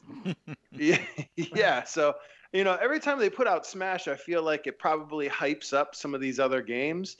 and maybe you're like, oh, I'm going to go back and play, Ice Climbers on the downloadable content, or, where can I go play a game with this Pit character and because I really enjoy, and it introduces a whole new generation of kids that are just kind of getting into gaming. Like my 7-year-old daughter is like, oh, what game is this character from? What one's that from, Dad? I want to go play this. So, sure enough, she loves playing as the Samus characters. And it's like, hey, I want to play Metroid. It's like, well, great. There's one coming out soon. Maybe not so much because they've pulled the plug. And certainly, I think that they'll take their time with it. If they're willing to pull the plug deep into development, there's no sense in them rushing it. So probably a couple years away from Metroid Prime 4 at this point.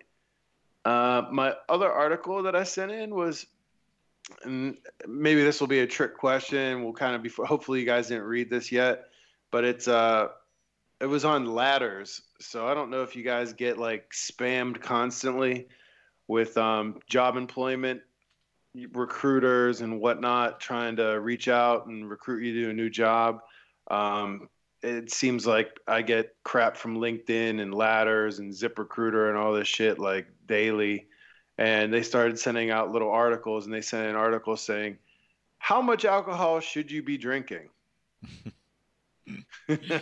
I got sent to a page that says you've landed here because the Ladders does not operate in Europe. Oh, okay. Well, according to their article, it's 0. You should drink 0 alcohol. So, surprise, might be a little disappointing. But that's their recommendation. Well, I'm glad it doesn't work in Europe then. Yeah. No, does not apply to Europe, apparently. No. You can drink as much as you want in Europe, apparently. So we'll round off with one here that I sent in. We had a Kickstarter a couple of months ago, maybe, where you could pledge to send this team around the world as they filmed to prove that the Earth was flat. And this is another one along a similar vein, and it's called I Will Jump Off the Edge of the Earth. The subtitle is I will go to the edge of the flat Earth and jump off. My camera guy will film it and upload the footage. Because assuming this guy will no longer be around to do it himself. I'll push him. Yeah. There's a £50,000 goal. They've got 3 backers so far, £561 pledged. 58 days to go, though, so you've got a long time. So I'll read a few little snippets. My name is... Wait. How many backers? 3 so far. Hold on. I want you to update this. Okay. This is legit. Okay. Refresh the link. Refresh the page. Oh, it's still saying 3. Maybe it takes a little while. Oh. The amount went up then. Did you give them $2?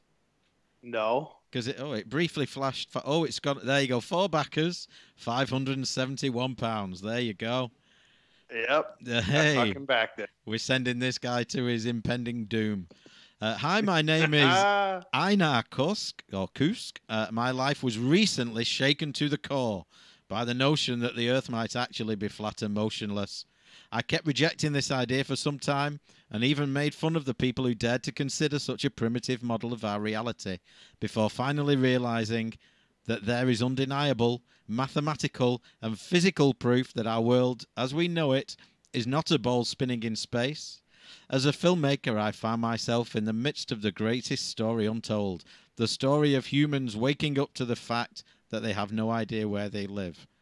Journey to the Edge of the World, or JEW for short, is my debut feature film, and I imagine it to be this metaphysical, sometimes funny, adventure documentary where people's sense of reality is shifted.